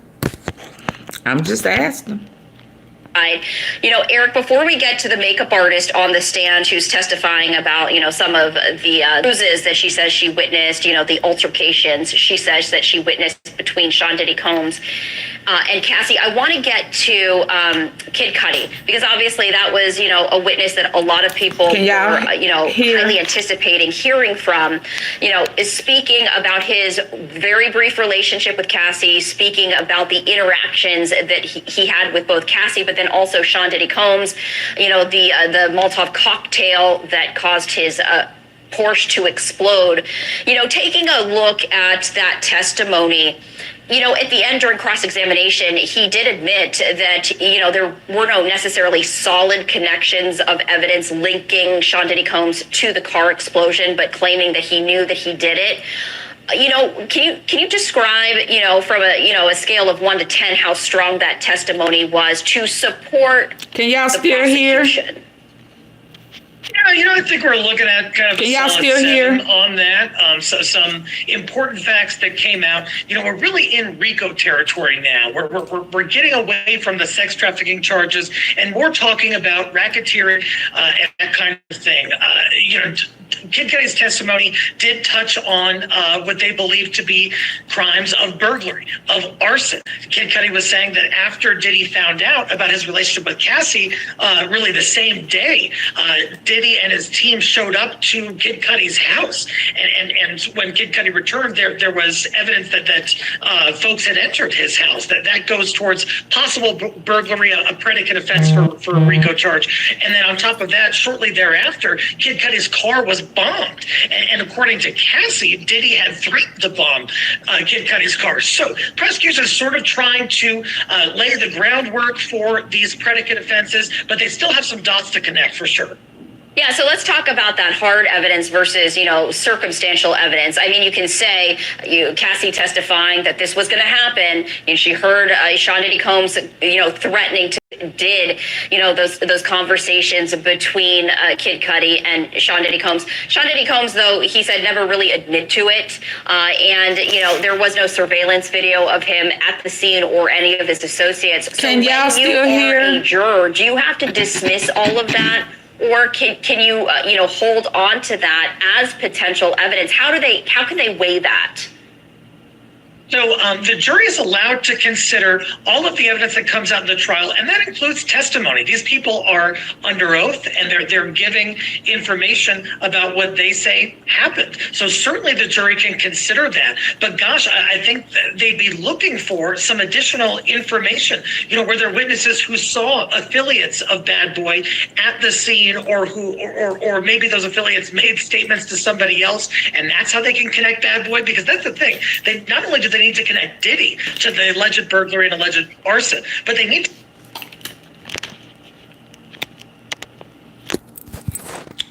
Can y'all hear me? Can y'all hear them? Whew. Am I buffing or can y'all hear? I don't know if y'all can hear. Give me a 1 or a thumbs up if y'all can hear.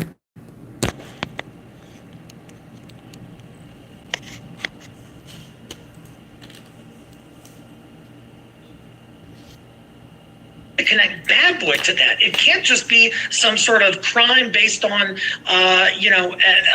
some infidelity and that kind of a dispute. That they really have to tie this in for the RICO charge to the alleged criminal enterprise of Bad Boy Entertainment. And perhaps they're just laying the groundwork for there, but we're certainly not there based solely on, you know, this man's word on the stand. Yeah, and I want to ask you that as well because, and we actually just wanted to let our viewers know we have a live look back at the exterior right there. I wanted to ask you during cross-examination, and we were talking with a reporter who was there inside the courtroom, Sean Diddy Combs apparently shook his head looking at his attorneys when it came to further questioning. So it was actually the cross-examination was relatively brief. Does that indicate anything to you as a criminal defense attorney? Not necessarily. A lot of times in criminal defense and cross-examination, you want to get in, score your big points, and get out. You don't want to give the witness opportunities to elaborate and explain things and give further incriminating testimony. So it's not surprising that defense kind of got in there, touched on the points they wanted to touch on, and they did in fact score some points during that cross-examination. So let's go back even further to the first person on the stand, back on the stand since yesterday. This is the former employee. He was a reluctant witness. He was subpoenaed. He was going to invoke the fifth. Then he was given immunity. And it's interesting because he said he had a, quote, complicated relationship with Sean Diddy Combs. He outlined, witnessing, he says, some violent outbursts between, Sean Diddy Combs and Cassie, saying that he didn't do anything, didn't call the police because it wouldn't align with his, professional future. But then he was praising Sean Diddy Combs, saying, he did a lot for me. I respect him. Can you talk about how that plays out with the jury? Because, it also adds to the complexity of Sean Diddy Combs. He's not this one-dimensional monster that perhaps the prosecutors want to paint him as. The thing is, we're on the prosecution's case, right? And so the jury is anticipating witnesses who are going to be favorable to the prosecution. And then when someone gets up there like this assistant and he's rather equivocal, he's saying things that might be problematic for the defense, but also might be helpful for the defense. I think that the jury might be scratching their head a little by saying, hey, why isn't it that the information we're receiving during this phase, the prosecution's phase, not more helpful to the prosecution, not more damning to the defense? The assistant's testimony was rather underwhelming in my appraisal. He didn't really establish any kind of racketeering offense. Those have to be serious things like arson, burglary, murder, obstruction, witness tampering. He was talking about possibly having bags of supplies and that kind of thing. But that's not a crime that would constitute a RICO charge. And so I wonder if the jury is just kind of saying, hey, please try not to waste our time. Well, and to that point, we're hearing from the former makeup artist who is also talking about the abuse, but that is not what Sean Diddy Combs is, being charged with. So you're talking about, kind of that fine line between presenting evidence, but also evidence that doesn't point to the charges at hand. What is the point continuing to bring these individuals on to talk about the abuse, to talk about the domestic violence when he's not even charged with that? I think the prosecution would say that the reason that they're highlighting all of this evidence of physical abuse is because they believe it goes to that coercion element of sex trafficking by force, fraud, or coercion. Diddy ruled with an iron fist and exacted compliance through physical abuse. On the other hand, they're risking playing into the defense's theme. The defense's theme, in part, is going to be, okay, so y'all can't hear. Domestic violence is horrible, and maybe that did happen, but that's not the same. Y'all can't hear? I need a 1 or a thumbs up.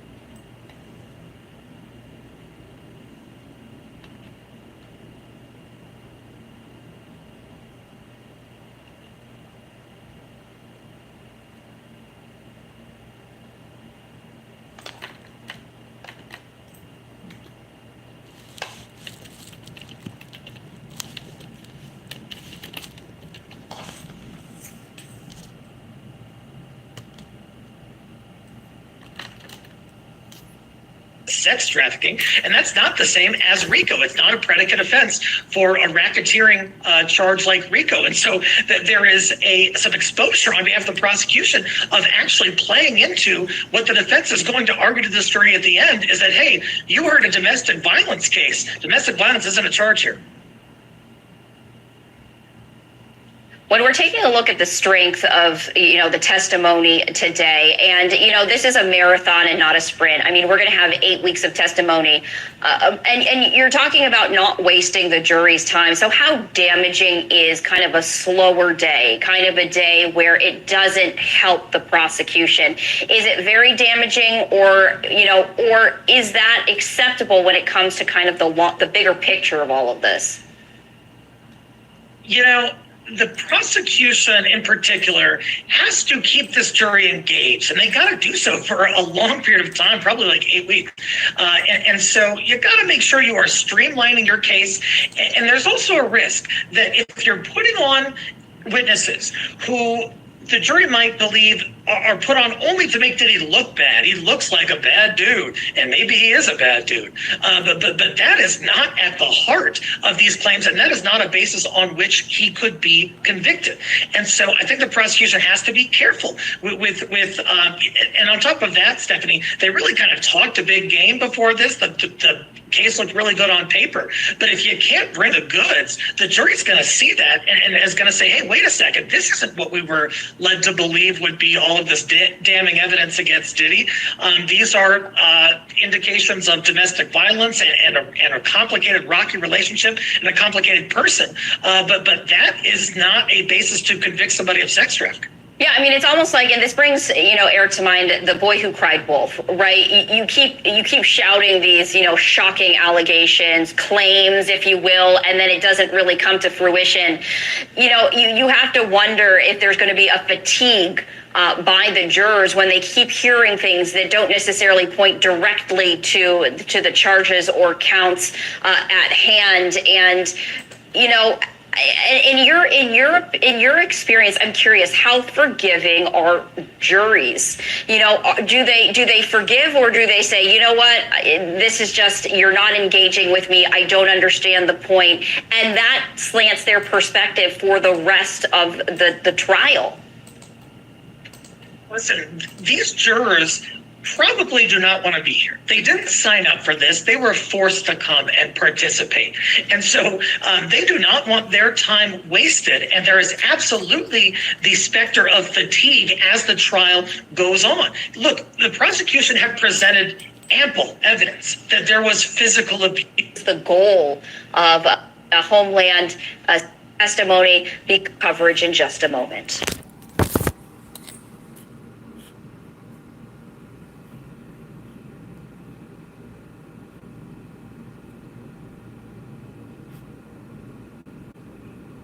Choosing internet shouldn't be confusing. It should be based on how you live. Whether you're a casual streamer, a tech-word super user, or a smart do-it-all from home.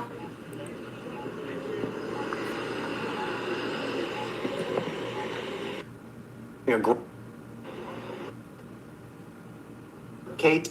Kid Cudi was kind of describing that essentially.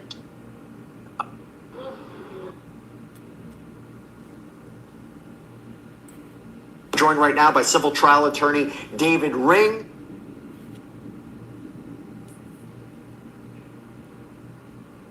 I grew up in Kalamazoo, Michigan, and the fact that, Puffy was able to inspire me to want to work in the music business, specifically in hip hop, and to feel that it was not just plausible, like it's going to happen. And ever since I was a kid, I'm like, I'm going to work at Bad Boy. I don't know how. I have no industry contacts. I hadn't even really been to New York before, but I just knew that it's going to happen. And fast forward, that's what happened. So in the summer of 2005, I interned at Bad Boy. I mean, to this day, when I tell people that, like, okay, you got the stripes on your arm, like it meant something. And that was my first industry experience. I met Puff once. I mean, he was, polite, it was a very short convo, but I do remember just feeling so blessed to be in this position, like that you're around greatness. And how old were you then? I think I was 21 at the time. Okay. Yeah. So that was my first like foot in the door in the music business. So fast forward, once I graduated, I was working at. No, hold on, Samia. Sorry, well, I don't want you to feel like you have to roll through this. Oh, sure. I want to stop in this moment. The reason why I want to stop in this moment is because if you think about it, Cassie was in her early 20s. Yeah. Right? Like, to meet someone like this at this age, you're a young woman, especially in this business, you just use the word blessed. Yeah. So what has it been like in your group chats, in your world, as people, because I still know the people I interned with, have you talked? Are people like, hey, what did you see? What did you see? Or is there a sense of nobody say anything, especially if you didn't see anything, like just stay away from this? I think it's mixed. So some people have decided, it's best just not to say anything. I don't know behind the scenes if there's, contractually a reason why, or they just don't feel comfortable. Sometimes people just don't want to get involved. Other times they didn't see anything. So to kind of insert yourself, it feels very unnecessary. You sound like somebody who has been asked, hey, did you ever see anything? Did you ever see his temper? Did you ever 100% interactions that you saw or stories that you heard at that time? Are there things you look back at with a different set of eyes? You know what's crazy? I literally saw none of this. So coming to the music industry, Puffy's temper was well known. This is well known, well documented, from his childhood nickname to, his interaction with Steve Stout back in '99 over the Hate Me Now video. Like, everyone knew Puff is tough. He's aggressive. If you ever watched Making the Band, even though that was, dramatized for television, there are parts of truth in that. Yeah, he wasn't nice on that show, just for people who don't remember. That was not great, the way he talked to those women. Yeah, and this was also the era, again, of that type of reality show. Was Simon Cowell being mean on American Idol, Tyra Banks, making girls, get full makeovers on Top Model. When we look at it through a lens now, it feels just so mean and so cruel and unnecessary. But sadly, at that time, this was considered entertainment. So every show needed sort of like that villain character. But my interactions with him, it was completely appropriate. But what I said is, and I've said this publicly on social media, just because I didn't witness anything or experience it personally doesn't mean that it can't be true. And that's something that I've told my colleagues in the music industry, because many of them echo my sentiment. We never saw that, or that I never experienced it. But just because you didn't experience it doesn't mean people can't have multiple facets. And again, I always want to underscore, we're talking about intimate partner violence, allegedly, and that's very different. So how someone acts in a boardroom or at a company meeting can be very different from how they act when they're angry or in their personal life. I think the perception of him, though, is that those lines were blurred. Constantly, he was always performing in public, right? Performing the mogul. But then you'd see images of the white party, and he was sort of doing it there too, but then those people really knew him. And I think that, I guess what I'm trying to understand is, I know from our conversation how he amassed power. What we're learning in the trial is ways that he conceivably abused his power as a leader, right? Even in these businesses. The artists that came later, after the Mary J. Blige, period, they aren't as successful. If you're over 35, be careful. This mixture can melt so much weight that it'll look like you got lipo. You look like a whale swim. Well, yes right? and no, right? Because I think... Yes and no, yeah. But there wasn't like many more Mary J. Bliges after. There were many women who tried to be, right? There are many people who worked for him, even Danity Kane, which was the group for making the band. I want to get a sense of what ways did he have power in hip hop that people may not realize can have pretty long tentacles. Yeah, I think what's important is Puffy was a star maker and a hit maker. So the Bad Boy roster, right? Let's just run down. Notorious B.I.G., one of the greatest rappers of all time. Faith Evans, platinum singer, 112, Carl Thomas, Black Rob. I mean, that's just like on his label. Dandy Kane, 2 #1 albums. And that was something that nobody had predicted, like a band put together on a reality show would have 2 #1 records. I think what's interesting, and now some of those artists, especially that were signed to Bad Boy, have come forward. They've talked about predatory contracts. Even during Cassie's trial, she mentioned she was signed to a 10-album deal. And for, I think, the layperson, this is shocking. Sadly, in the music business, especially of that era, 7+ album deals were standard. Like, some of your favorite artists are still, although they're hugely successful, icons, they're still fighting to get their masters back, right? So maybe that means in order to make it, I have to sign this terrible contract or be, professionally indebted to somebody I wouldn't want to. But if that's going to potentially make me a superstar or a hit maker or have a platinum plaque on my wall, it's worth it. And that's really a personal decision. But sadly, in the music business, I would say that's more the norm than the exception. And what we're hearing in testimony from Cassie Ventura is also that, so he's her boyfriend and her boss. Yeah. Right? Like, you want to go to the studio, you got to go through him. You want to work with some other artists, you got to go through him. You want to leave the house, you want to go through him. And also not uncommon. I mean, I think we're seeing it on a more extreme case, but there are many, many stories, some publicly known, others not so publicly known, especially of young women who get into the music business.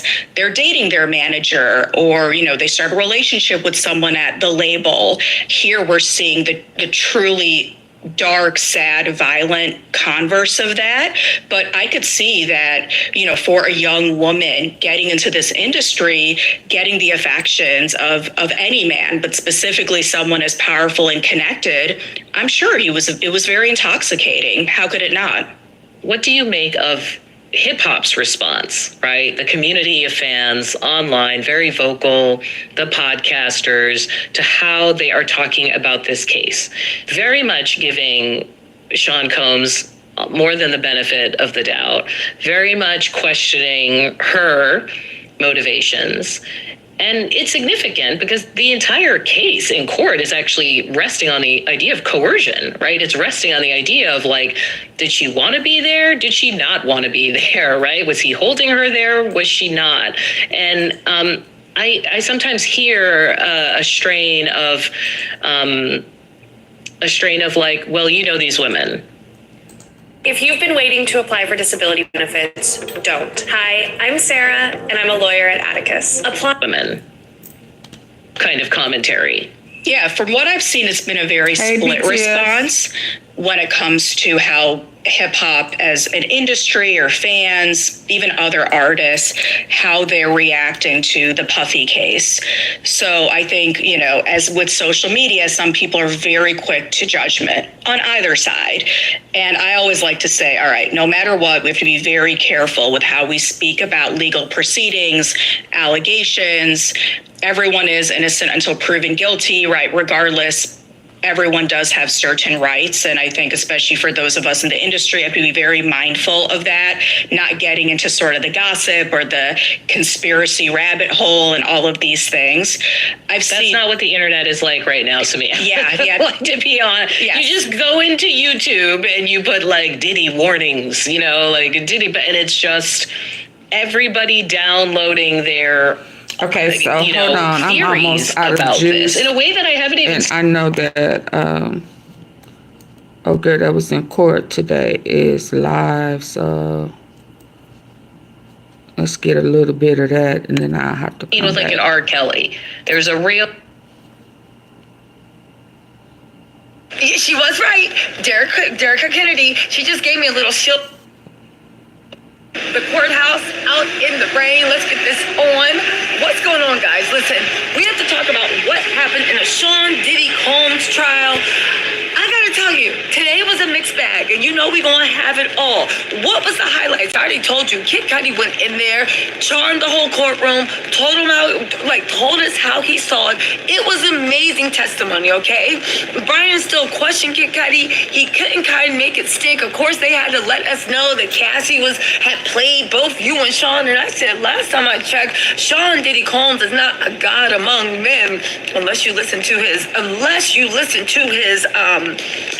what do you call it? Unless you actually listen to that witness. Listen, that witness, it was weird. The Diddy trial is shaping up. I'll tell you one thing. Today was, outside of Kid Cudi, some of the most boring testimony because they bought in. When I say boring, it was very technical. They bought in the hotel manager. They bought in the IT person. But baby, everybody wants to see the RICO. And they are now bringing in the RICO. Now, here's the thing, right? I've been always quick to say, RICO these days, it's not sexy. It's not. It's one accountant, one credit card swipe. I'll tell you one thing, Diddy can kiss his federal forfeiture goodbye. They have linked Combs Global to the ha. And if found guilty, he is going to lose everything he has with Combs Global. But with no further ado, he got his son trying to move stuff. A stand-up testimony that changed everything was Mia Morales. She was a makeup artist. She worked for Diddy.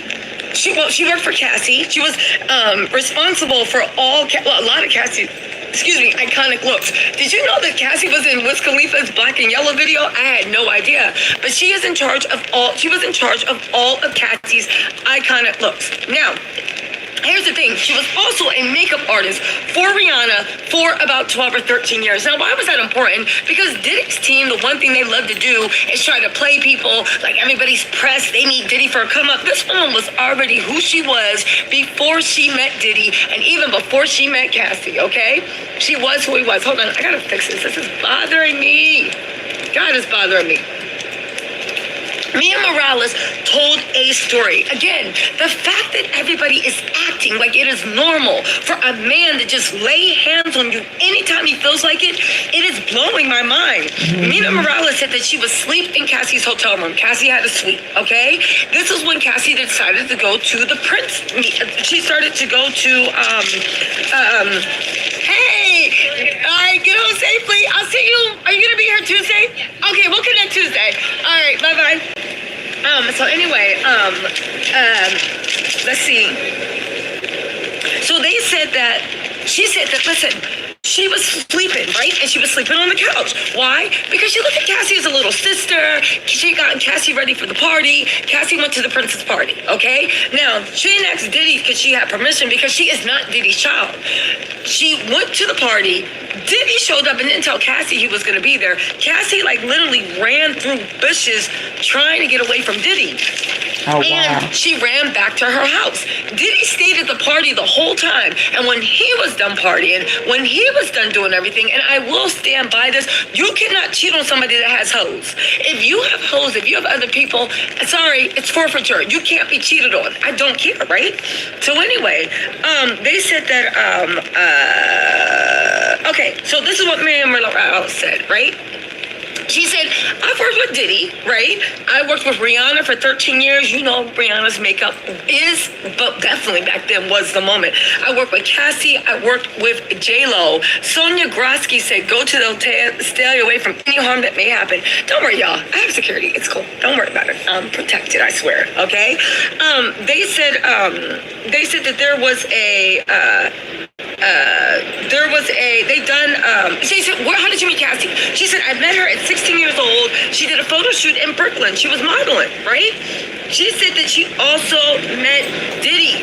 Diddy, when he started managing Cassie, and he knew Cassie when she was with Brian Leslie. Diddy, when he started managing Cassie, he was very demanded. The look had to be perfect, so she had interactions with Diddy, right?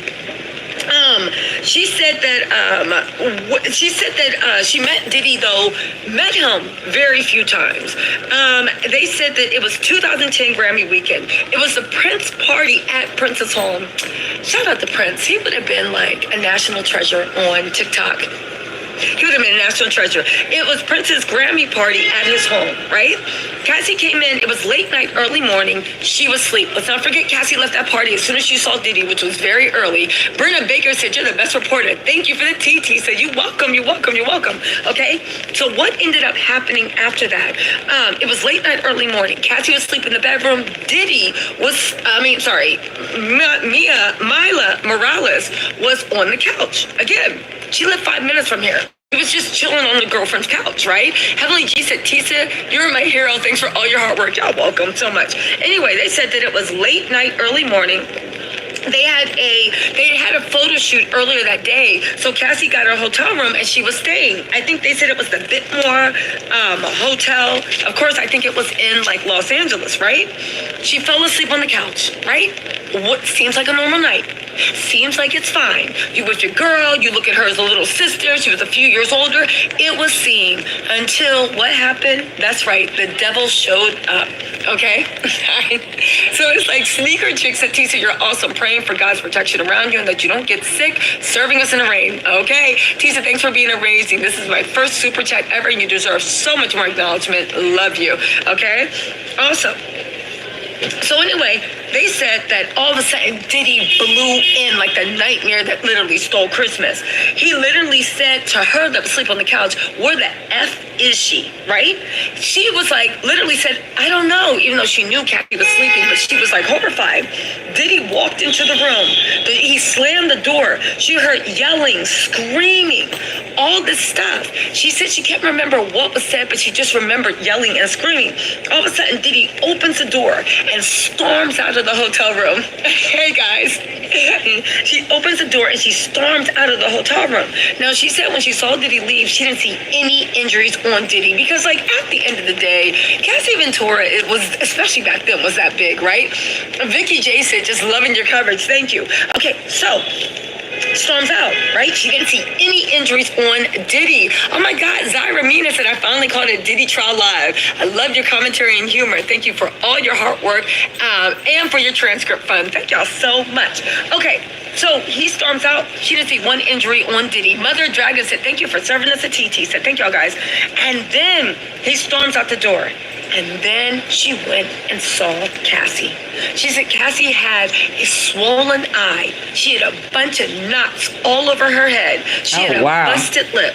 She literally, they were like, "What did you do?" She's like, "We were scared." She's like, "I feared that if Diddy did that to Cassie, what's he going to do for me?" She literally said, "I feared for my life." And then the defense was like, "Objection, objection." So the government, the judge struck that from the record, but we already heard it. They told the jury to disregard it. We already heard it. Miss V, to be real, said, "Here's a little something that can help you. Thank you for using your time on us." Oh yeah, you are beautiful. Thank y'all so much.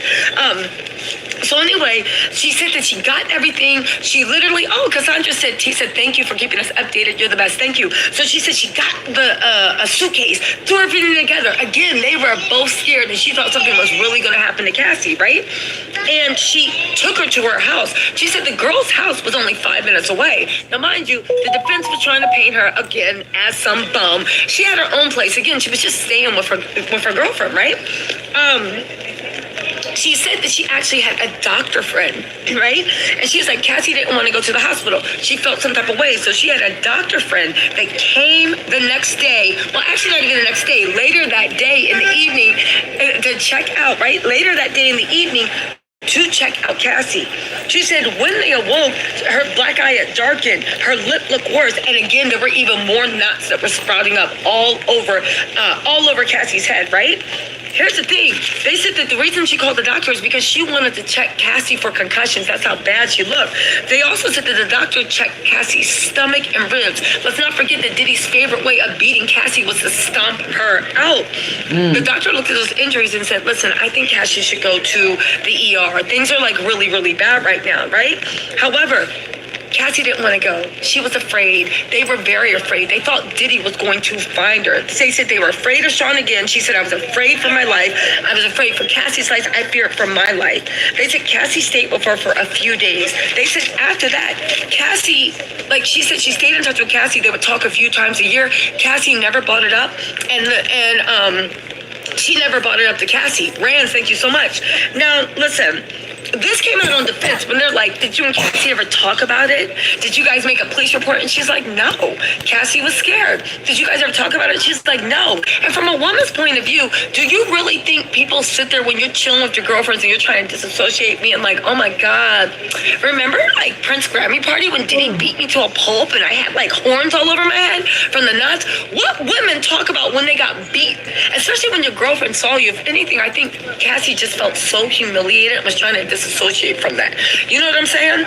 Cheyenne said, glad the makeup artist came to back up Cassie's experience. Thank you, Tisa, for the great coverage. Thank you. Visionary said, a little something from a country girl. That's right, ma'am. Much love from Kentucky. Yeehaw, y'all. And Caroline Williams, thank you so much for the super chat. Also, Cassandra Hicks said, hey, lady, miss you a lot, but I'm here. Be safe and, oh my God, be safe and therapist and lunch on me, hon. Thank you so much. Okay, so, right? So anyway, they saw Cassie and Diddy, right? So then the defense was like, George Jansen, thank you so much for the super chat. So the defense was like, so you saw Cassie and Diddy? Yeah. And did you see them after that? Yeah, I saw them. And Cassie never said nothing to you? No. And Diddy never said nothing to you? No. Because who talks about some of the most humiliating times of their life? House of Wild, thank you so much. You said much love to you, Tisa. So they were like, so you've done interviews. Hey, DJ Lovebug said, thank you for the best coverage out there. Thank y'all. So they were like, so you've done a couple of interviews, right? And she was like, yeah. And she was like, you did documentaries and other stuff. And she said, yeah. Charlton Augustine, thank you so much for the super chat. She said, and also, you sold a picture to a magazine? She said, yeah, I sold a picture of Kim Porter in the early 2000s because I guess she did Kim's Porter makeup too. And okay, y'all, I'll be back because I don't know if y'all can hear me. I don't see no movement and I'm almost out of juice, so I'll be back later.